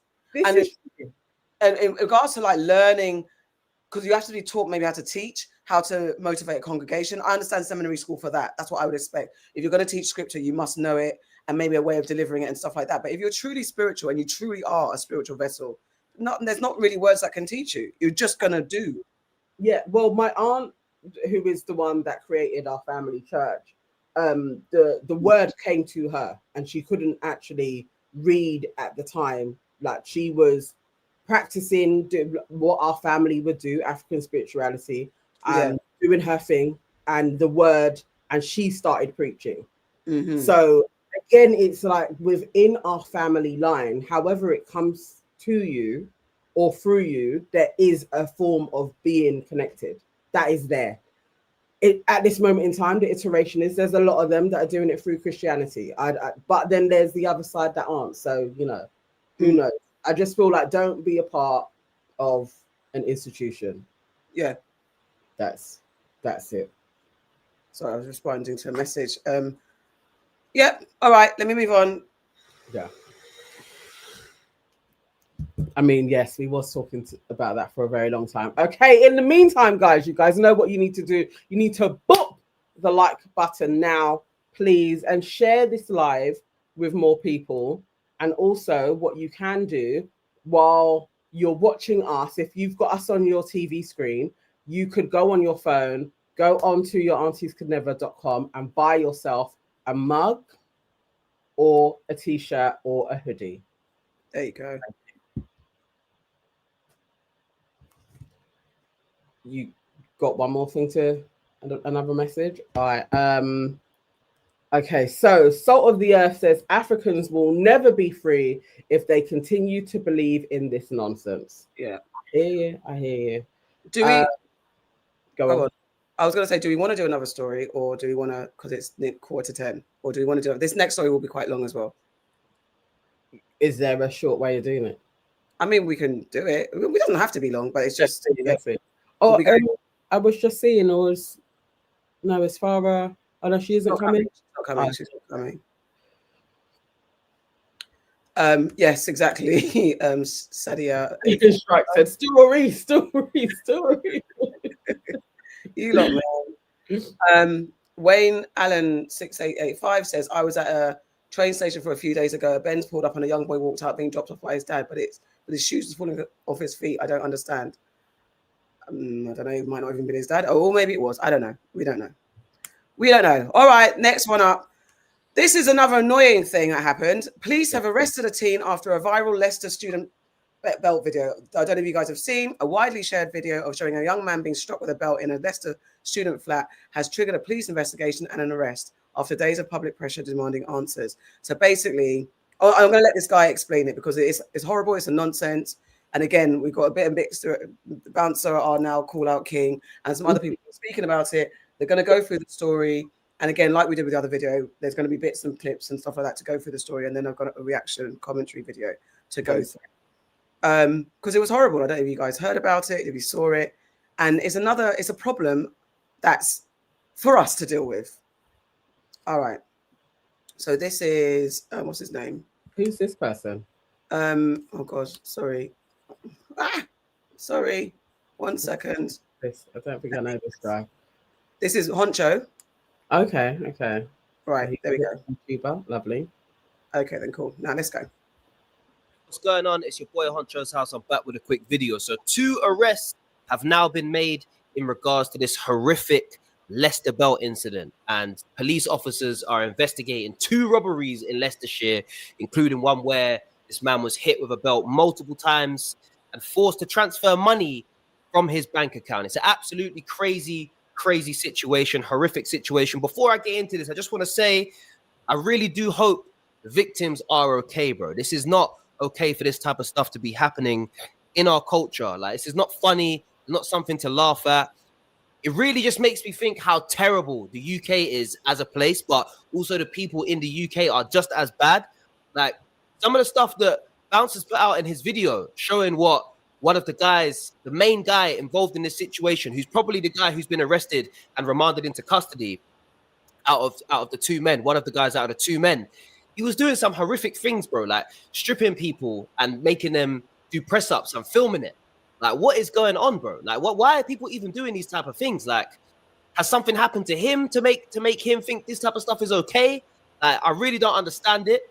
And I feel like we have to raise awareness to push the message to our youth, like, yo, this stuff ain't cool. Let's just stop this, bro. It's not cool to bully people, film it, put this on the internet. Okay, they got invited to an AP party by set up chick is someone who basically sets people up to get robbed or beaten up. They've gone to this party. Although I have heard that one of the guys talking did say that there were no girls involved, but that's yeah. So I don't know who's telling the truth or what. No, it definitely has been debunked. Like, yes, there are girls that live in the place, in the house that it had taken place. I think it is a smaller halls. that this was taking place in, but none of the girls, and the victims have said none of the girls lured them to this place. They weren't set up chicks. I don't know why folks are so het up on this narrative. Even in Bouncer's comments, there are people being like, why aren't you calling out the girls? Why aren't the girls? Because the girls were just there. They just happened to not get robbed. Yeah. Basically, is that nobody set up anything.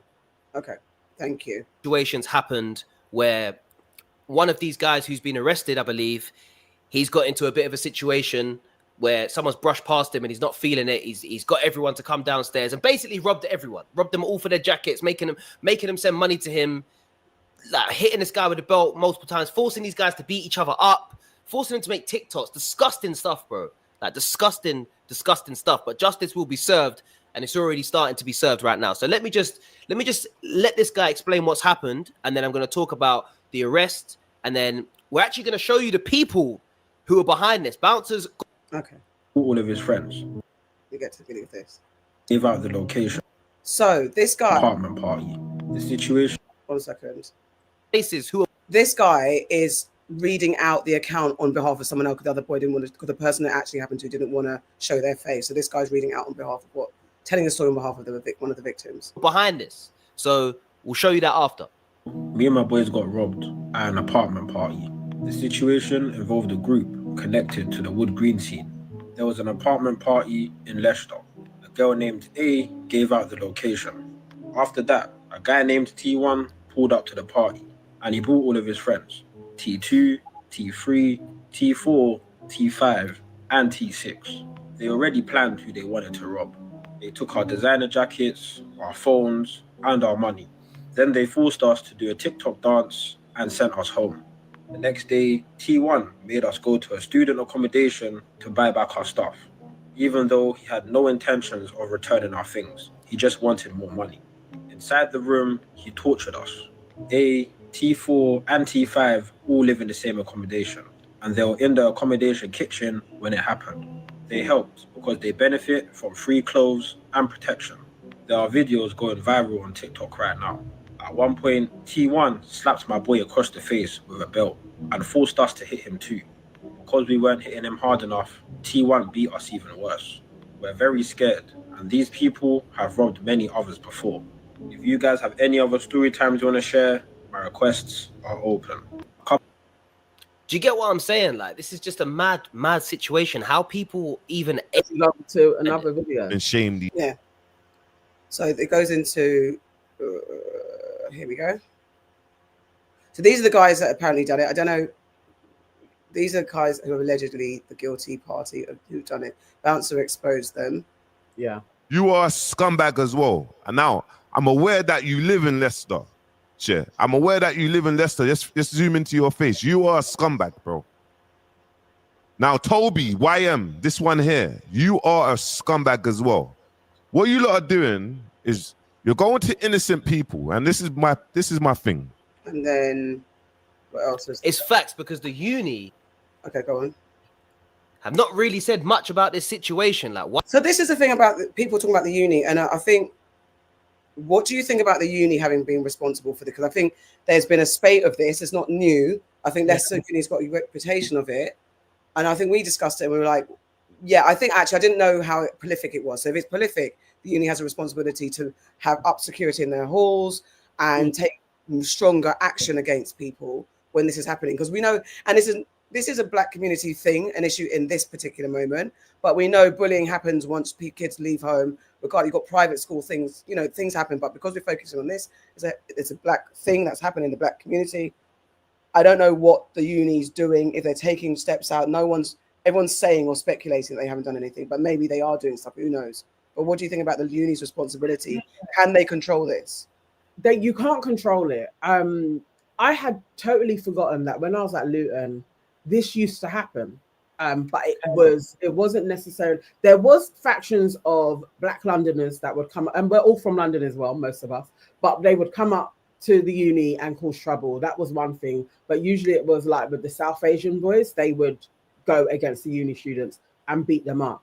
And when that would take place, the uni generally if it happened in halls, they could do something. But most of the students in Luton lived in private accommodation. And a lot of these things would happen at house parties or in the person's house. Like one of my friends got really badly beaten up, and that was in his house. So there isn't too much that the uni can do. It becomes a police matter. What I will say is the police weren't taking it serious. Yeah. At all. Like it's like you, especially with my friend, like his education was affected. He didn't finish uni. It was in their second year and he left and just didn't carry on with his education. It's so I don't know.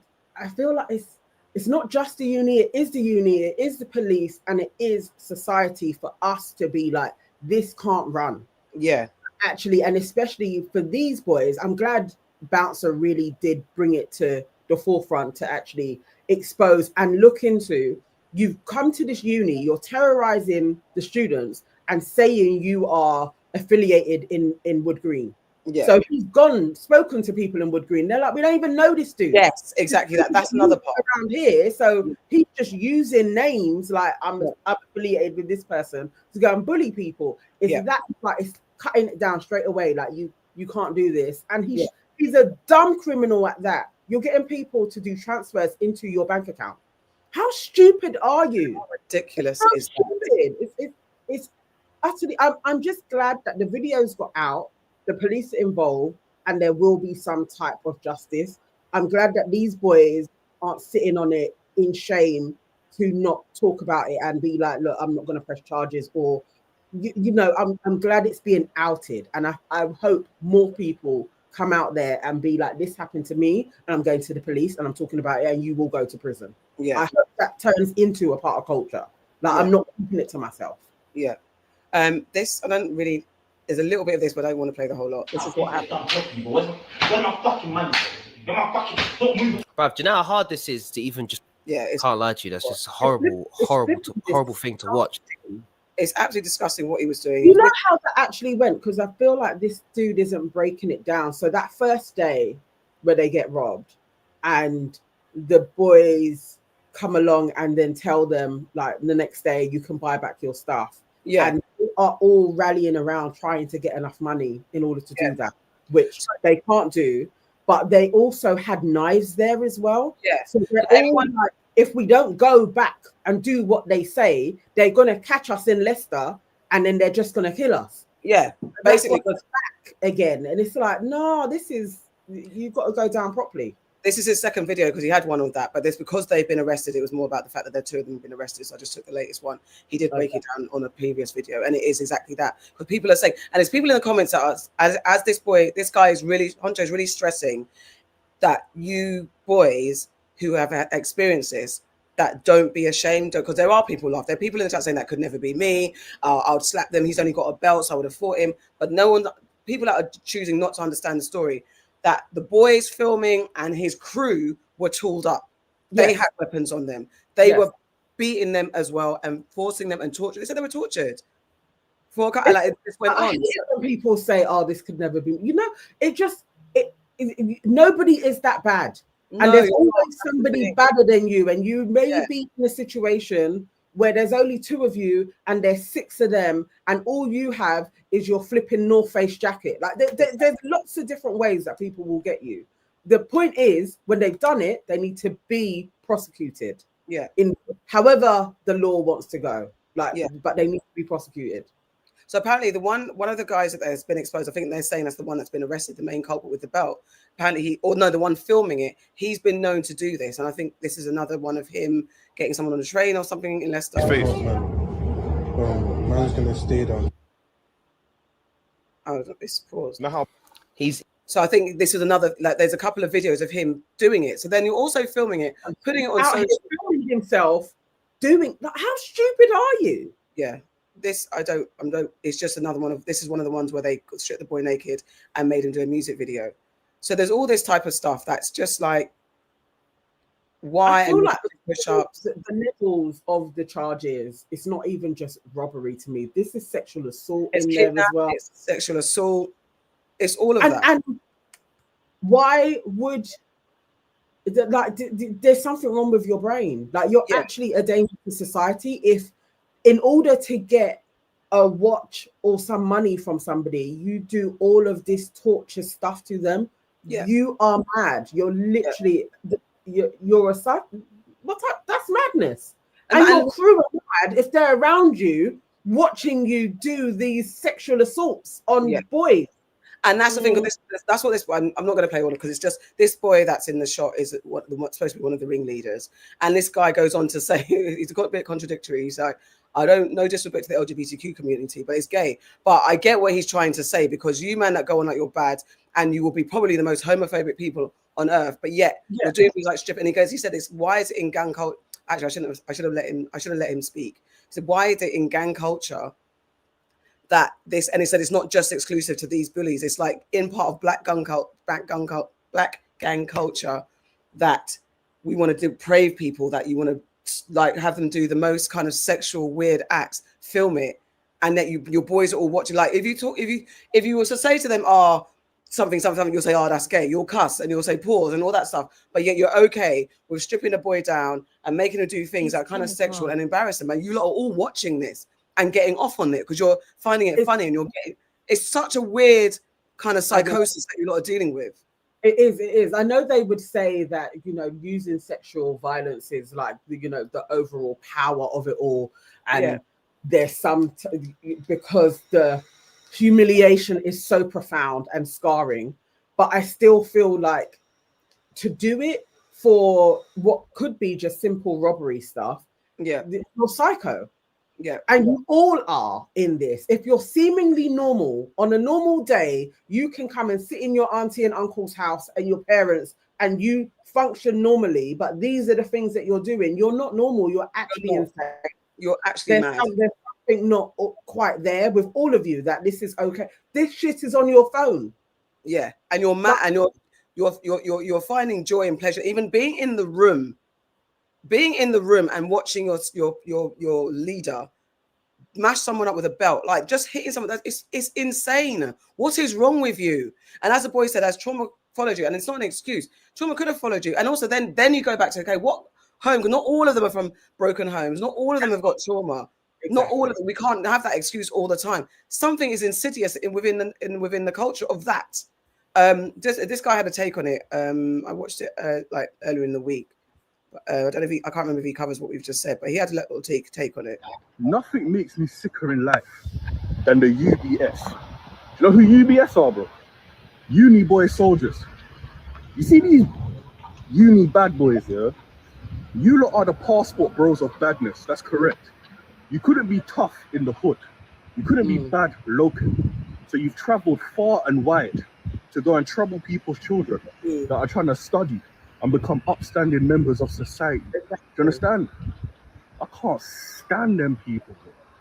Uni boy soldiers, passport bros of badness. I'll never forget one time I went to go see my boy at his uni. Went to go link him one time. And I saw a couple members of the UBS. So we're there now, and I can overhear them talking. They got their hoodies on. They're like, yeah, the man them know, innit? Man know what we're on. Man know they can't come around here. Brother, I was disgusted. I said, no, this is a disgrace. Do you understand? Guys are in uni trying to act like gangsters, bro.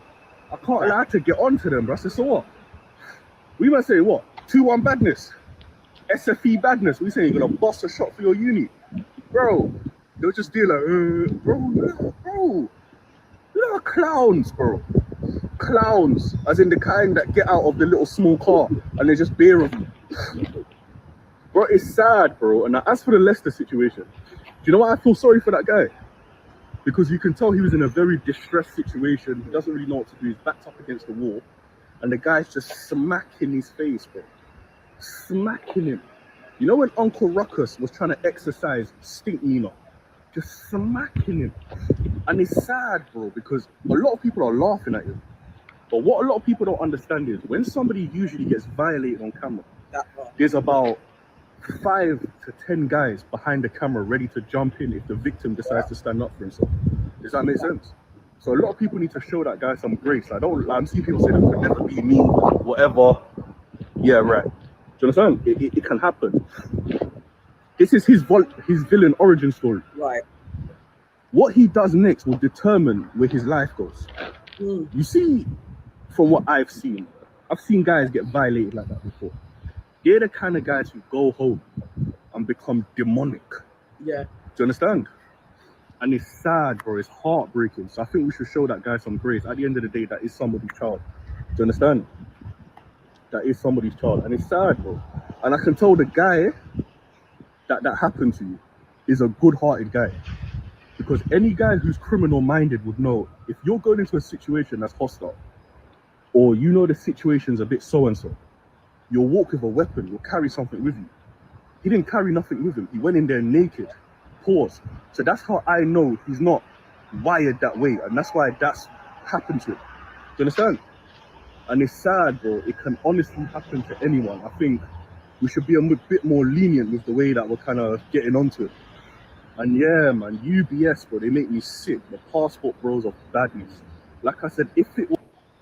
That's why that's why the UK is bad vibes. Yeah, like 100%. the comment sections, and people are just trolling through their own inadequacies in life as well. And it's like you can't even take that serious. But I know for a young person, you care about what other young people are saying. It's how your brain is wired. So people will be more like, they'll amplify the violation.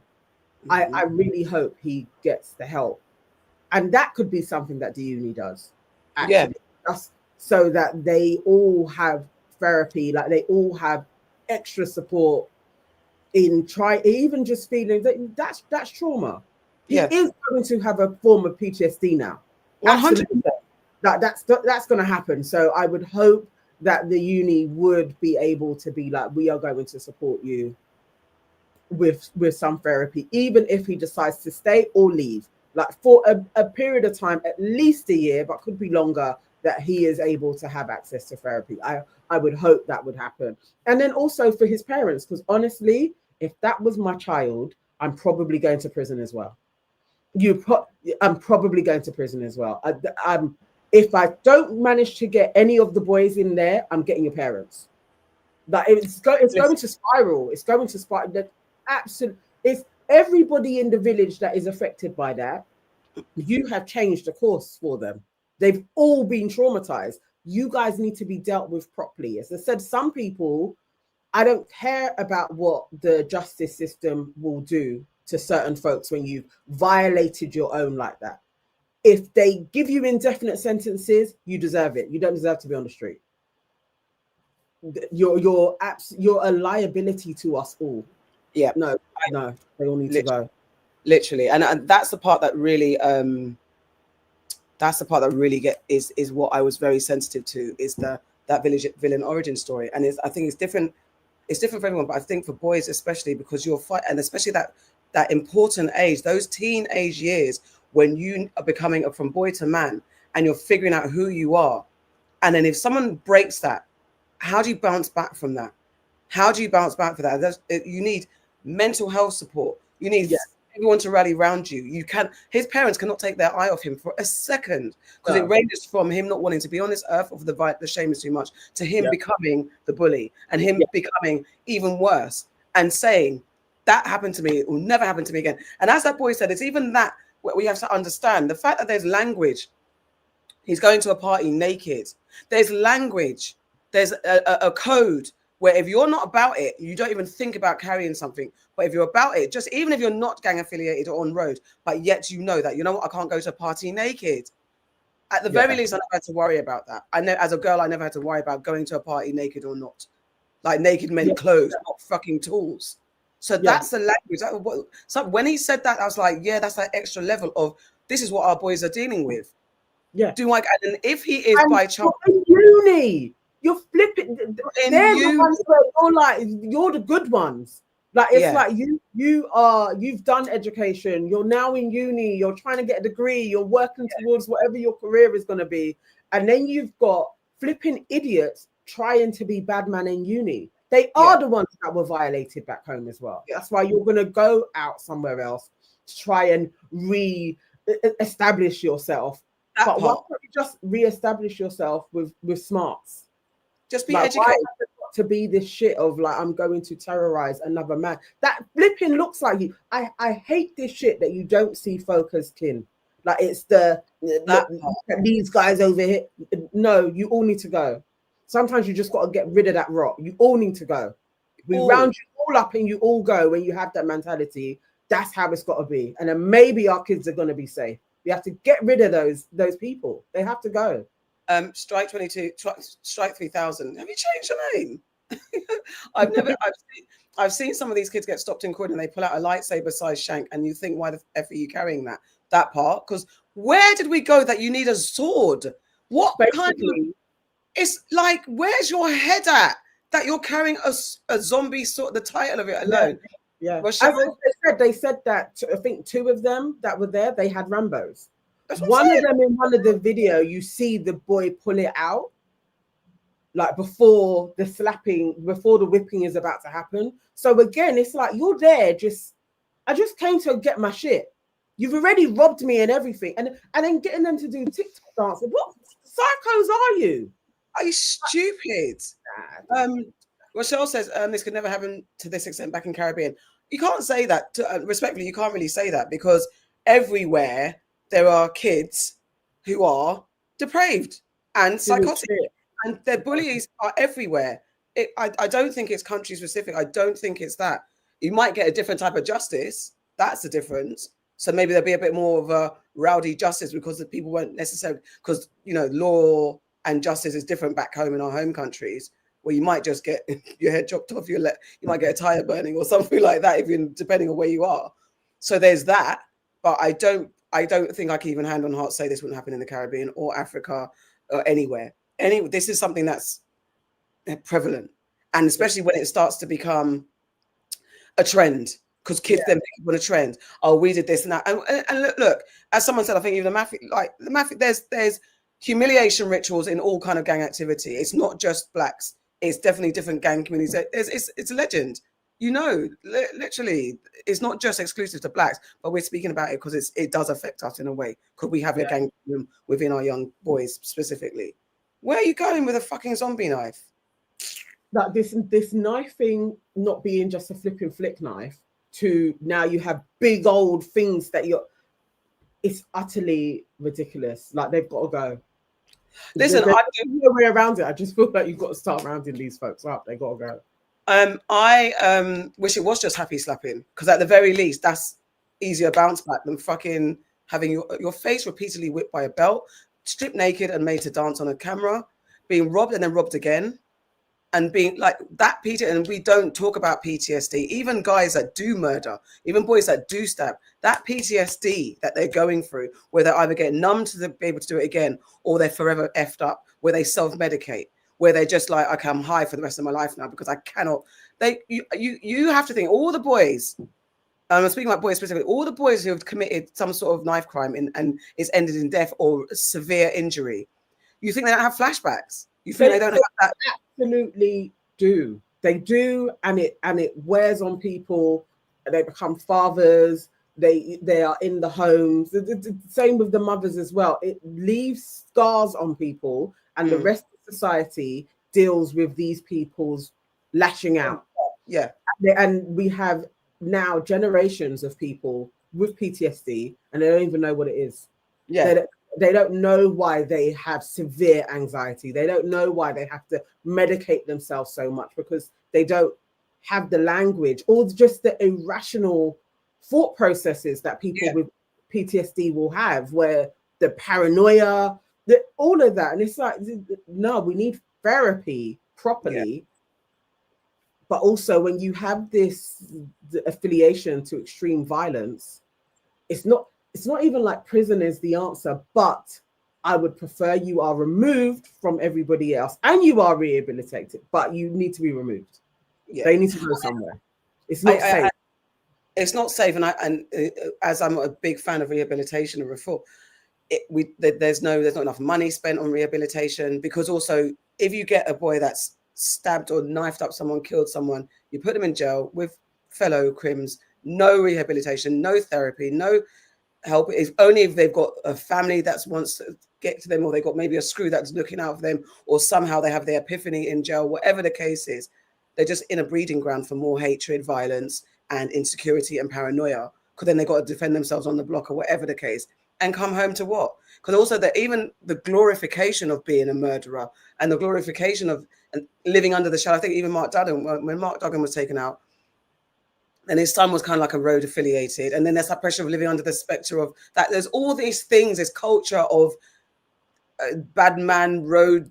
All of it needs to go, and I know it's not going to go, but how can we manage it? It's like, parents, do your best. I mean, even I think, isn't Mark Duggan's son? I think he's inside now. Yeah. Because he's living. I don't know if he's still inside, but I know he got run afoul of the law. But also living under the martyrdom of your dad. I know allegedly his dad wasn't 100% on the up and up anyway, but in that moment he didn't deserve to get murdered by the policeman. That we understand that. I mean, you can be a criminal and get arrested and do time. That's literally it, isn't it? You just because you're a criminal doesn't mean that you can be executed. Yeah. And basically that's what they did. And it's like, no, that's never okay. The same with Chris Cabba. Yes. He's a criminal. You stop him in his vehicle and you put him in prison. Yeah. You can't just go around shooting people. Yeah. Exactly. They're lucky with that one that it didn't turn into another riot. Like it's listen anyway. Man. All this gang culture is stupid. Why do people want to live a life of crime? Because society says that the haves are doing much better than the have-nots. And when you're in a culture that glorifies it, there's part of our culture that glorifies it. Part of society glorifies crime because mafia, again, is glorified, glamorized. You've got the I don't even know, the Latin gangs are glamorized. Road life is glamorized. Criminal activity is glamorized. The bad man gangster is. How many people have Scarface as their idol? How many people have Pablo Escobar as their idol? And they make so many shows about them, and they make it like, you know, this life is rowdy, but you've got to live by that. All of that, all of the show, all the things, glamorize it. Our music, our culture, society loves a bad man, a gangster. It's always been the way. Always been the way. I feel like most people are so insecure and feel worthless to have people fear you becomes really alluring. I don't even think, for a lot of them, I don't even think it's the money, because a lot of them ain't even making money. There'll be a few, if there's a crew of 20, there's 2 that are actually making the money. The 18 are not, but the 18 will be being feared by the hundreds.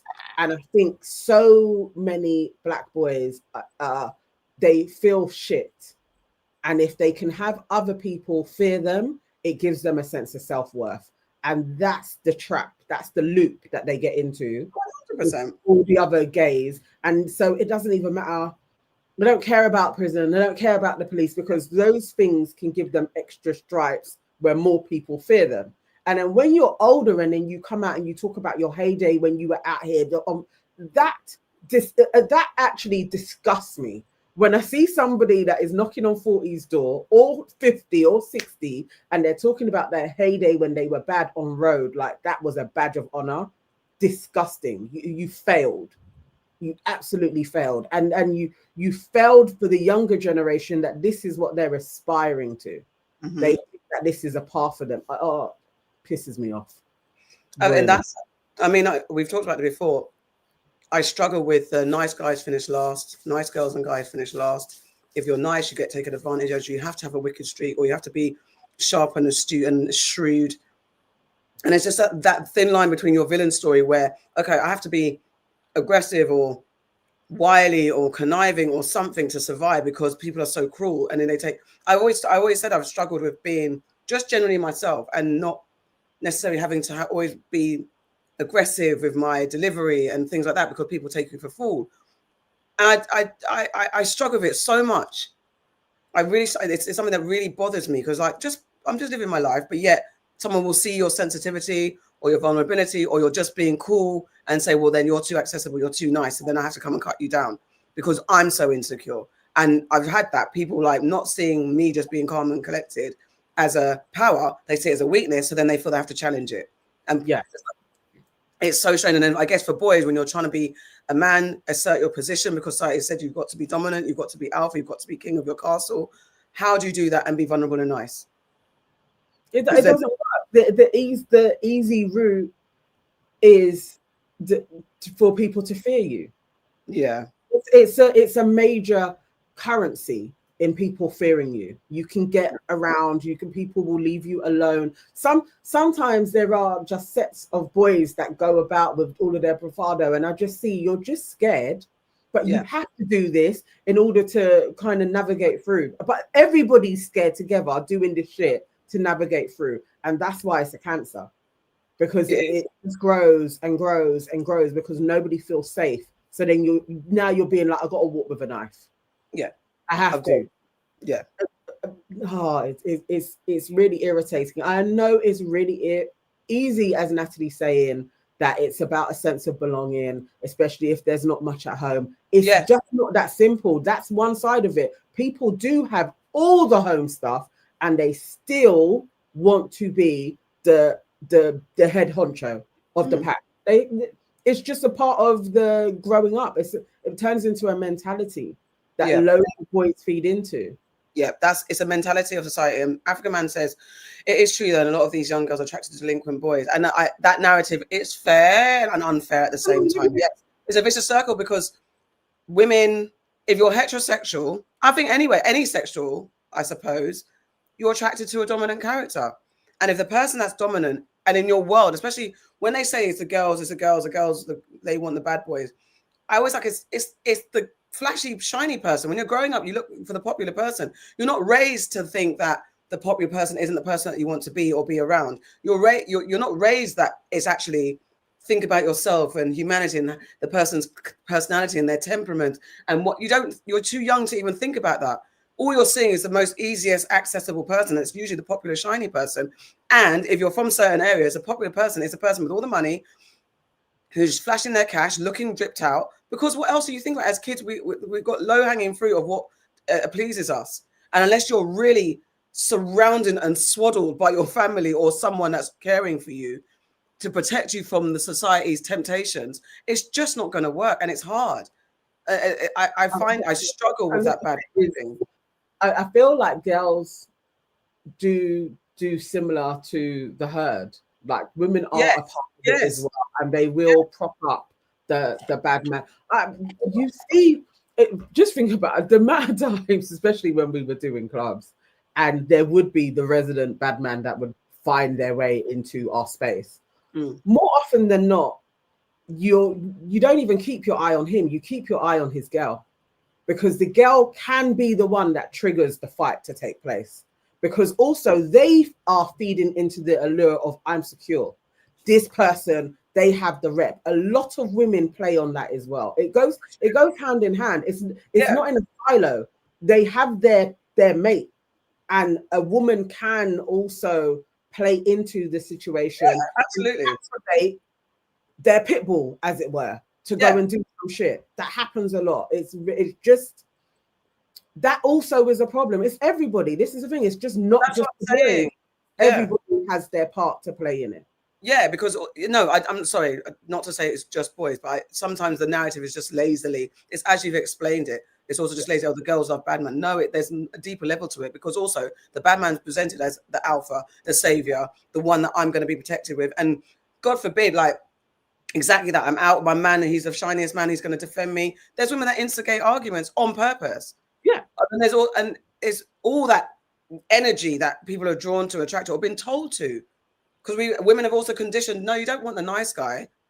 That stupid meme. There's that meme where the girl overlooks the guy in school, and then now he's like a tech geek billionaire, and then now like you're downtrodden with three kids and a single baby mother. I hate that narrative, but it's like, we're not conditioned either to look at the quiet guy. Same way the mousy girl that's not popular and just quiet is also not conditioned to be looked at, because the bad man will go for the baddie. And the bad man will go for a troublesome girl, knowing that she's problematic, knowing that she's got issues, knowing she's drama, but because she's the baddest girl, you lot will also draw for her too.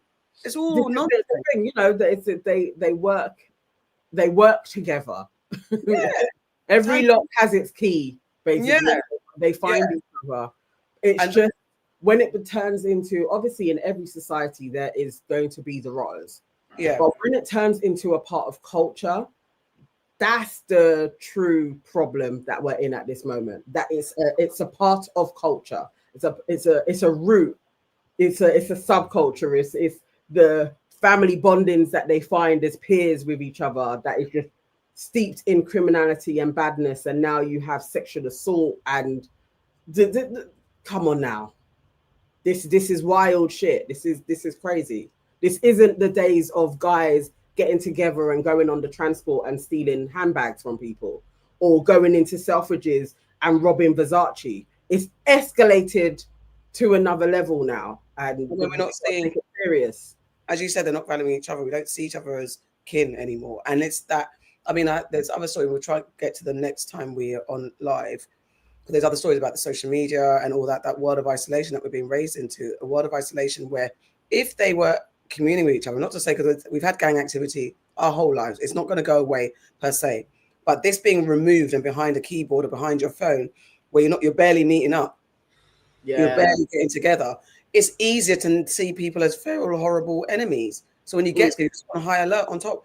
And what are these games? And when we say that music's not a problem and gaming is not a problem, when you're immersed on this virtual world and you can get into things, and thank God for at the very least, the porno age limit thing, all these things that play into it, you're creating kids that are just so disconnected from human activity, human love, human feeling. I mean, it's because I always think about like the big raves that we would go to. Maybe now their equivalent is like the festivals, but when you have a scene where on a monthly or a weekly or sometimes a daily, as we were doing in college, you got to meet lots of people. Like so many folks that I know now from all over London, I know them from raving. Yeah. And it's like, I do wonder, where do they go to build connections with folks that are in Manchester, or, you know, if you don't have a scene that binds you, you know, if like Garage comes on, there's like a binding for our age group. Like there were people that were about it. We were going to the same venues. I wonder what ties them together. Where I just really wonder what their solidarity is, other than I know this person from online. Like, when are you actually meeting with each other, talking, shooting the shits, as it were, building a scene? I don't know that they have that, because it ain't grime. It isn't like there aren't drill raves, or maybe, or are there? I don't know. There's still raves and stuff, but it's not in the same way that we had. And sorry, first of all, thank you, Charlie Marshall, became a new YouTube member. Thank you, Charlie, for joining us. Welcome to the family. Thank you so much. Thank you. And remember, other people, you too can join our membership. I will drop the link in. And you can also shower us with gifts, if you so wish, you know, like the Americans do when they're live. Yeah, they support their people. Yeah, it's a lot. It's scary. And I don't know, because I was sitting there quiet. I was like, yeah, because we ruined it as well back in the day. Every scene got ruined by violence. Like jungle scene. In the end, it became too much. Shooting. I mean, we've spoken about it before. I've been in raves where there's been shooting. Yeah. I've been in the UK. For our American listeners, this is in the UK during the 90s, early 2000s. In raves, I told you I've been trapped in a changing room when I used to be a dancer at Jungle Rave. We've been trapped in a raving in a changing room, hearing people banging on the door because they were shooting on the dance floor. Shooting on the dance floor. I've had a friend shot in the leg at a rave that I was at in the UK. Had a good friend stabbed in a rave in the UK. All of that stuff. I remember going to visit my friend and there was police guard and we had to be, you know, there to check who we were before we went in. This is when I'm 16, 17, 18. It's too much too soon. What the hell? Why do I know this? Why have I been a rave trapped because people are shooting and stabbing each other? Why? And every scene got mashed up. Jungle scene, garage scene, mashed up by violence. Yeah, we will talk about the Diddy documentary when we've watched it. It hasn't come out just yet. It's tomorrow, isn't it? It hasn't come out just yet. It'll be out soon. We will talk about it. I actually can't wait to see it. I cannot wait. So that story was absolutely nonsense. It's news to be aware. It is scary raising teenage boys and young girls in this current climate. There's so much going on in the world that we don't need this extra added pressure. I don't know. Just talk to your kids as best you can. Man, it's bloody hard. It isn't. I hate that this is a thing. Definitely, and being in what would be deemed as like a black university when I went, it kind of comes along with it as well. But I don't know. I don't know of any of my friends that went to like the Russell Group unis that had this issue. Now they had issues there with different types of racism, but they didn't have the violence issue. That's the problem, and that's a problem, really. It's like, I mean, no, with my boys, I don't know. Well, one of them definitely he'll probably go to university. But if he was saying I'm going to go to a Leicester, you're not going to Leicester. You're not going to University of Bedfordshire. You're not going there.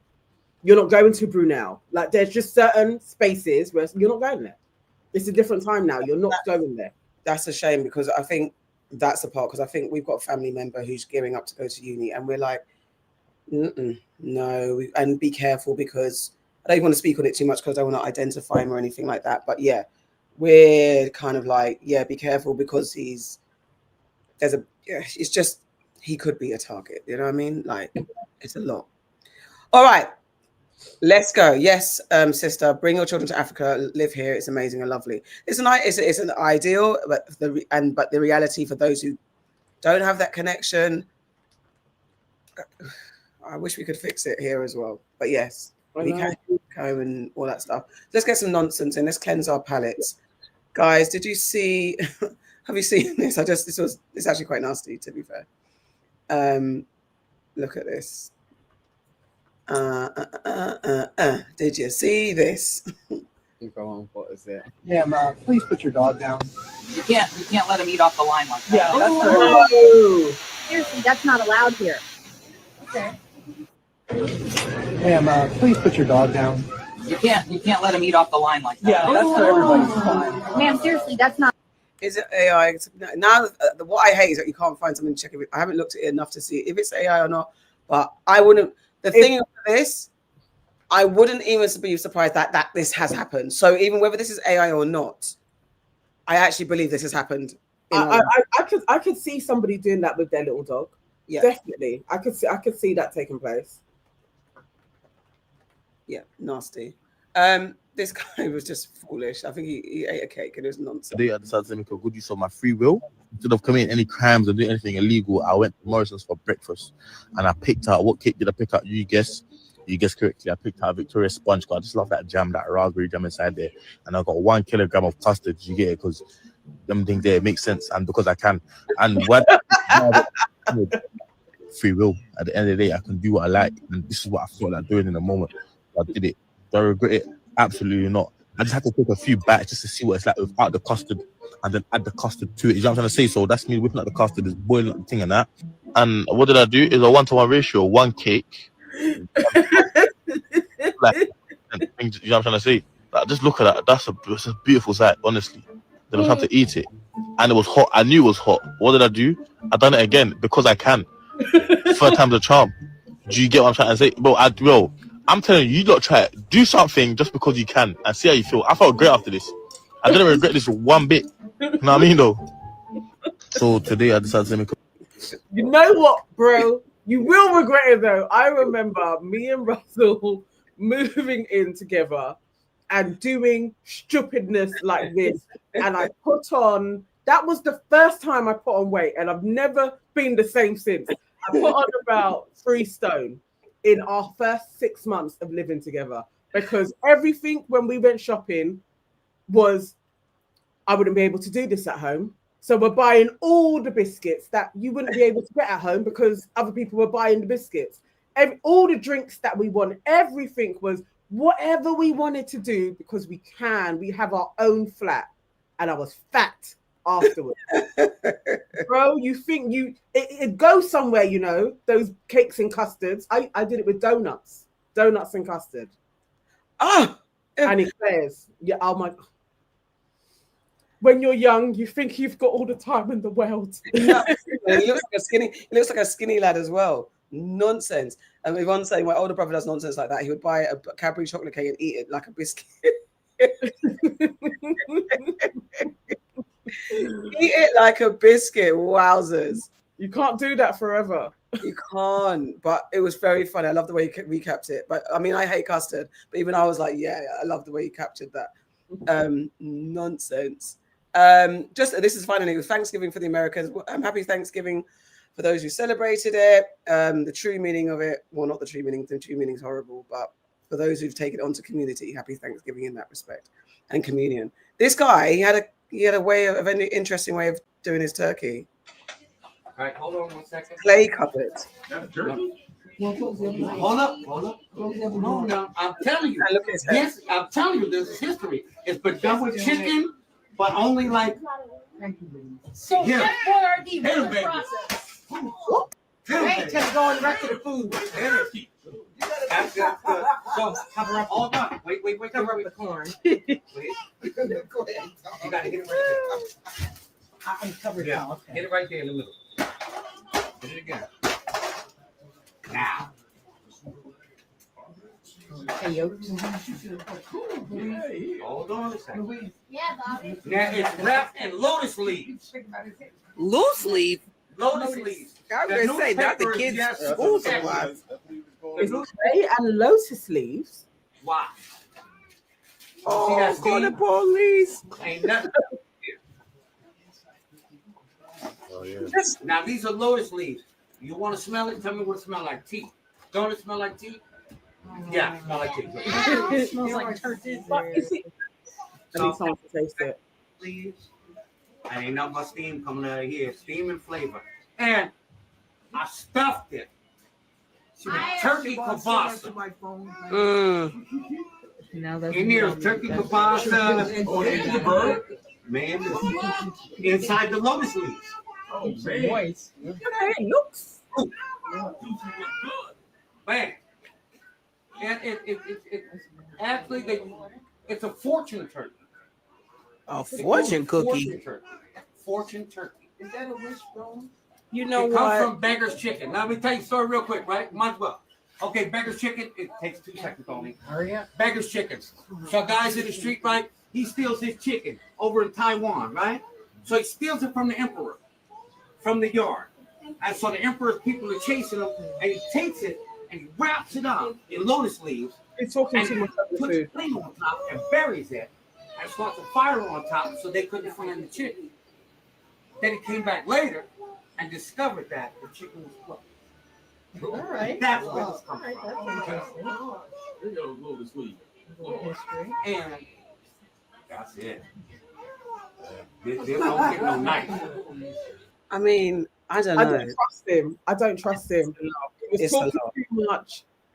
It looked like It didn't look bad. I think it looked browner than I thought because I thought it was going to come out pale as hell. So it did look browner than I thought. But that's a lot of effort. Just put the turkey. Turkey ain't that great anyway. Just put it in the oven, man. This is a Yeah. lot. Like I don't know, but he was talking too much. After that, like all of the people standing around, I'd be like, I don't want to eat anymore. Like, I don't want to eat here. No, I'm not. I'm no longer hungry anymore. I'm going somewhere else. I don't want to eat that food. I'm not. I mean, look, I like the story. It could be that, but that's a lot because where am I finding the clay and the lotus leaves? And you know what? After all that, if you got it wrong, because maybe I'm not going to knock it. Maybe it was nice because it did look browned. At the very least, it looked brown. It looked like it was something. But even what does lotus leaf taste like? Because then if it's tasting, he said it smells like tea. I don't want a tea tasting thing. Oh my God. Okay, let's get last comments. Let's see, last comments. Give me mod, it's my birthday. Oh, happy birthday, Angeliana Sufai. Whoa. Happy birthday. Happy birthday. Happy birthday. Season. Eat that Swiss roll like a burrito. Eclairs are in the fridge. For heaven's sake, he's talking about eclairs in the fridge. Guys, relax. Yeah. The eclairs was another problem that was also caused this first spate of weight issues was eclairs. I can't eat eclairs, but KW says same thing happened to me. Nana went from size 10 to 16 within 12 months of moving in with him, and it took me 10 years to lose it. Yeah, see, you see. Going back to the Spac Nation conversation, Osini810 says the fact that Pastor CK from Spac Nation was in attendance at that Spiller production birthday party, literally like 2 days ago, with all these UK rappers and influencers there, makes me sick. I could never. If I saw him, maybe I'd even walk out. I don't know if I could be in the same vicinity as him.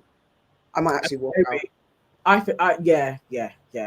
I feel so. I'm disgusted with people being around him. Is that I don't believe Thierry Henry knows who Toby is. Yeah, I don't think so either. I feel like he probably ambushed him, like you're in the same space and so you're going to talk to whoever it is. But he does court a lot of footballers. Yeah. He does get them on side and he does get money from them. And that was another thing Bouncer said as well, that footballers are getting in touch talking about being fleeced. He needs to be stopped. How is this still going on? I don't understand. It's so obvious. He's playing in your faces. How? I don't. Because those of you who are like not susceptible, what the hell are you dealing with? We just don't care. Strike 3000 says you'll never had clay covered bird before. It's nice. Okay. I've never had it. But I've never had it nicer than just putting it in the oven. What's the we got to bash it, like all of that. What does it do? What does the clay do to the taste? And does it make it more juicy? Like, what does it do? I'm assuming it because it's like that steam thing, and then you've got the leaf. I find it looked better than I thought. I thought it was going to come out naked, like properly white. So that it looked like it was cooked and it was sucking, and he was breaking it with the tongs rather than a knife. So that means it's moist. But I don't like wet chicken, even though turkey's quite dry. So I'm yet to find someone who can really do turkey the way I really like it, but that I can actually enjoy it fully. So if it's moist, turkey is never enjoyable. No, I mean I don't mind because I like chicken breast. So if it's seasoned, okay, so I don't like chicken breast. So I don't mind dry meat, but it has to be flavorful. And I don't know, I've not had turkey necessarily to the extent where it's super flavorful. What else? Anything else in the mix? Always watch the palm colored when out in public. The kids It's are always like fish cooked in salt. What? Okay, you know, like when you pack the salt on a. Oh yeah. Okay. That's for Thanksgiving though, to be like just cook the food, and there was a lot of people there waiting to eat. And you're telling stories with your zigzag hairstyle. Bless your hairstyle. Wayne Allen says, on a positive note, I remember when my girl used to sneak me into her uni flat. Now she's my wife. That's very cute. Oh, that's very cute. Congratulations. Strike 3000 says, yeah, it's a thing they do mostly in Asian countries. They cook food covered in clay. And that's the thing. That's why I didn't want to diss too much. I know that's a tradition. And I think even in Africa, we have clay cooking as well. So I say Africa at large, but I feel like it's not something that's strange. But for me, I just want to eat. There's a lot. There's a lot of people there waiting. Just get it out. As Cher said, turkey getting cold while he's rambling. Yeah. And Natalie says, I have ADHD. He would annoy me, especially if I was hungry. Exactly. Mate. Exactly. Cher says YAC and Friendsgiving next year. I'll bring the ceramic turkey. We should actually have Friendsgiving it all. Well, it will be a Christmas dinner that we'll all have together. Yeah, because we're not going to. Thanksgiving has its. Yeah, and we don't want to also be called tethers and copying. Oh, I mean, again. So yeah, all right then, my guys. That's about it for us. I've never allowed my guys. Okay, yeah. All right, that's it. That's done. Thank you, guys. I mean, yes, I know we didn't hit all of the stories, but we had good chat combos. Yeah. So yeah, we got a lot. It's worth the attention on those two topics. So yeah, thank you guys. Next Sunday, Farrah and AK are away, so we won't have a news and nonsense. But I think then we'll be back for our final one. I think that's of the year. Yeah, so I'm actually there might be another one. There might be one on the 22nd. Oh no, maybe I don't know. We'll see. And maybe if we're bored, yes, we will wear the merch. Well, I haven't got mine yet. Nana wore her merch. We will have it. This week when we see each other. I wore mine when we went live the other day. Yeah, she did. Yeah, we haven't got ours yet, so we'll see each other on Wednesday and we'll get our swag. And then they will have their mugs as well. And yes, who's got a book? Is Cher? Is it Cher or who's got a book? No, KW. And you got a puzzle or a game, right? Did you drop the link in? If you drop the link in the chat, I can't remember, or did you tell us what it was called? If you just write that again, please, so that when we finish this, I can go and purchase it. Yeah, it's KW. Share the link. It would be a great Christmas present. Yeah. Exactly that. So let's go. All right, guys. Thank you to our those. Oh, yeah, there is. Sorry, I didn't realize. This is the other colors. There. Can't remember who it is. It's me. That is you. That's AK. That's AK in the middle.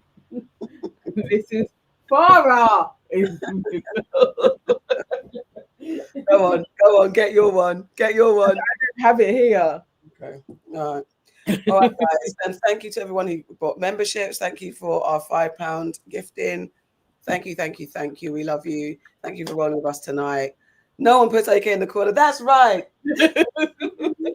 Ooh, my sweet baby. No, I have actually never watched that. Don't you dare.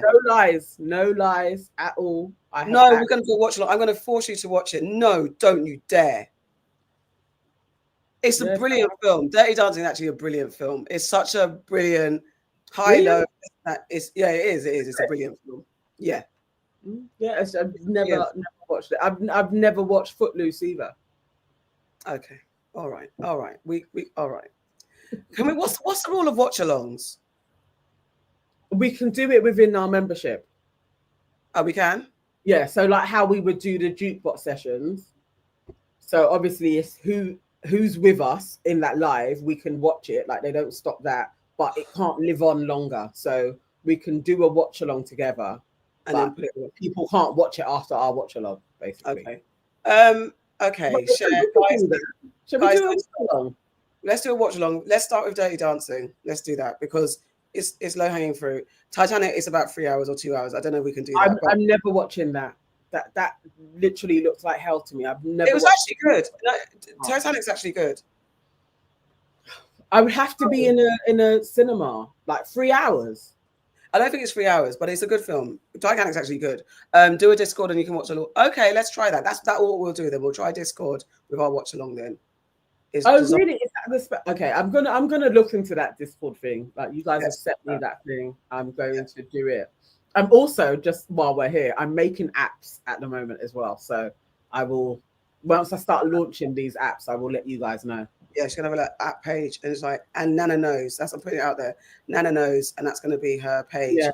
Information. I'm gonna try it. AK is saying that I need to do videos of teaching the things that I teach myself and learn and take people on a journey with it. I don't know. I try and I get the camera out. It's not like we don't talk on a camera all the time, but there's something about when it's just me, it feels weird. I'm still self-conscious.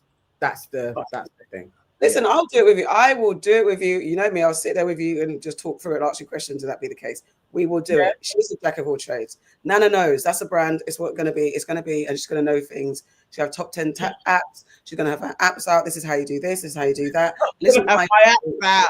Get your apps out for the lads. You've got to do it. Thank you, Evan. Say we're aligned on that. Suck it up, love, and get on with it. That's what I'm saying. Nana knows.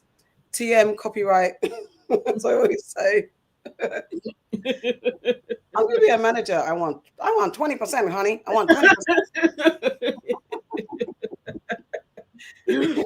Yeah, let's see. But yes, I'm learning. I've got a good one. I did a really good one today, actually. I'll show you later for TBB News. Oh, wicked. Yeah, I'm out here making it. Yep, exactly. The hub and her manager has spoken, Yvonne. All right then, my guys. Good night. God bless. Take care. Bye.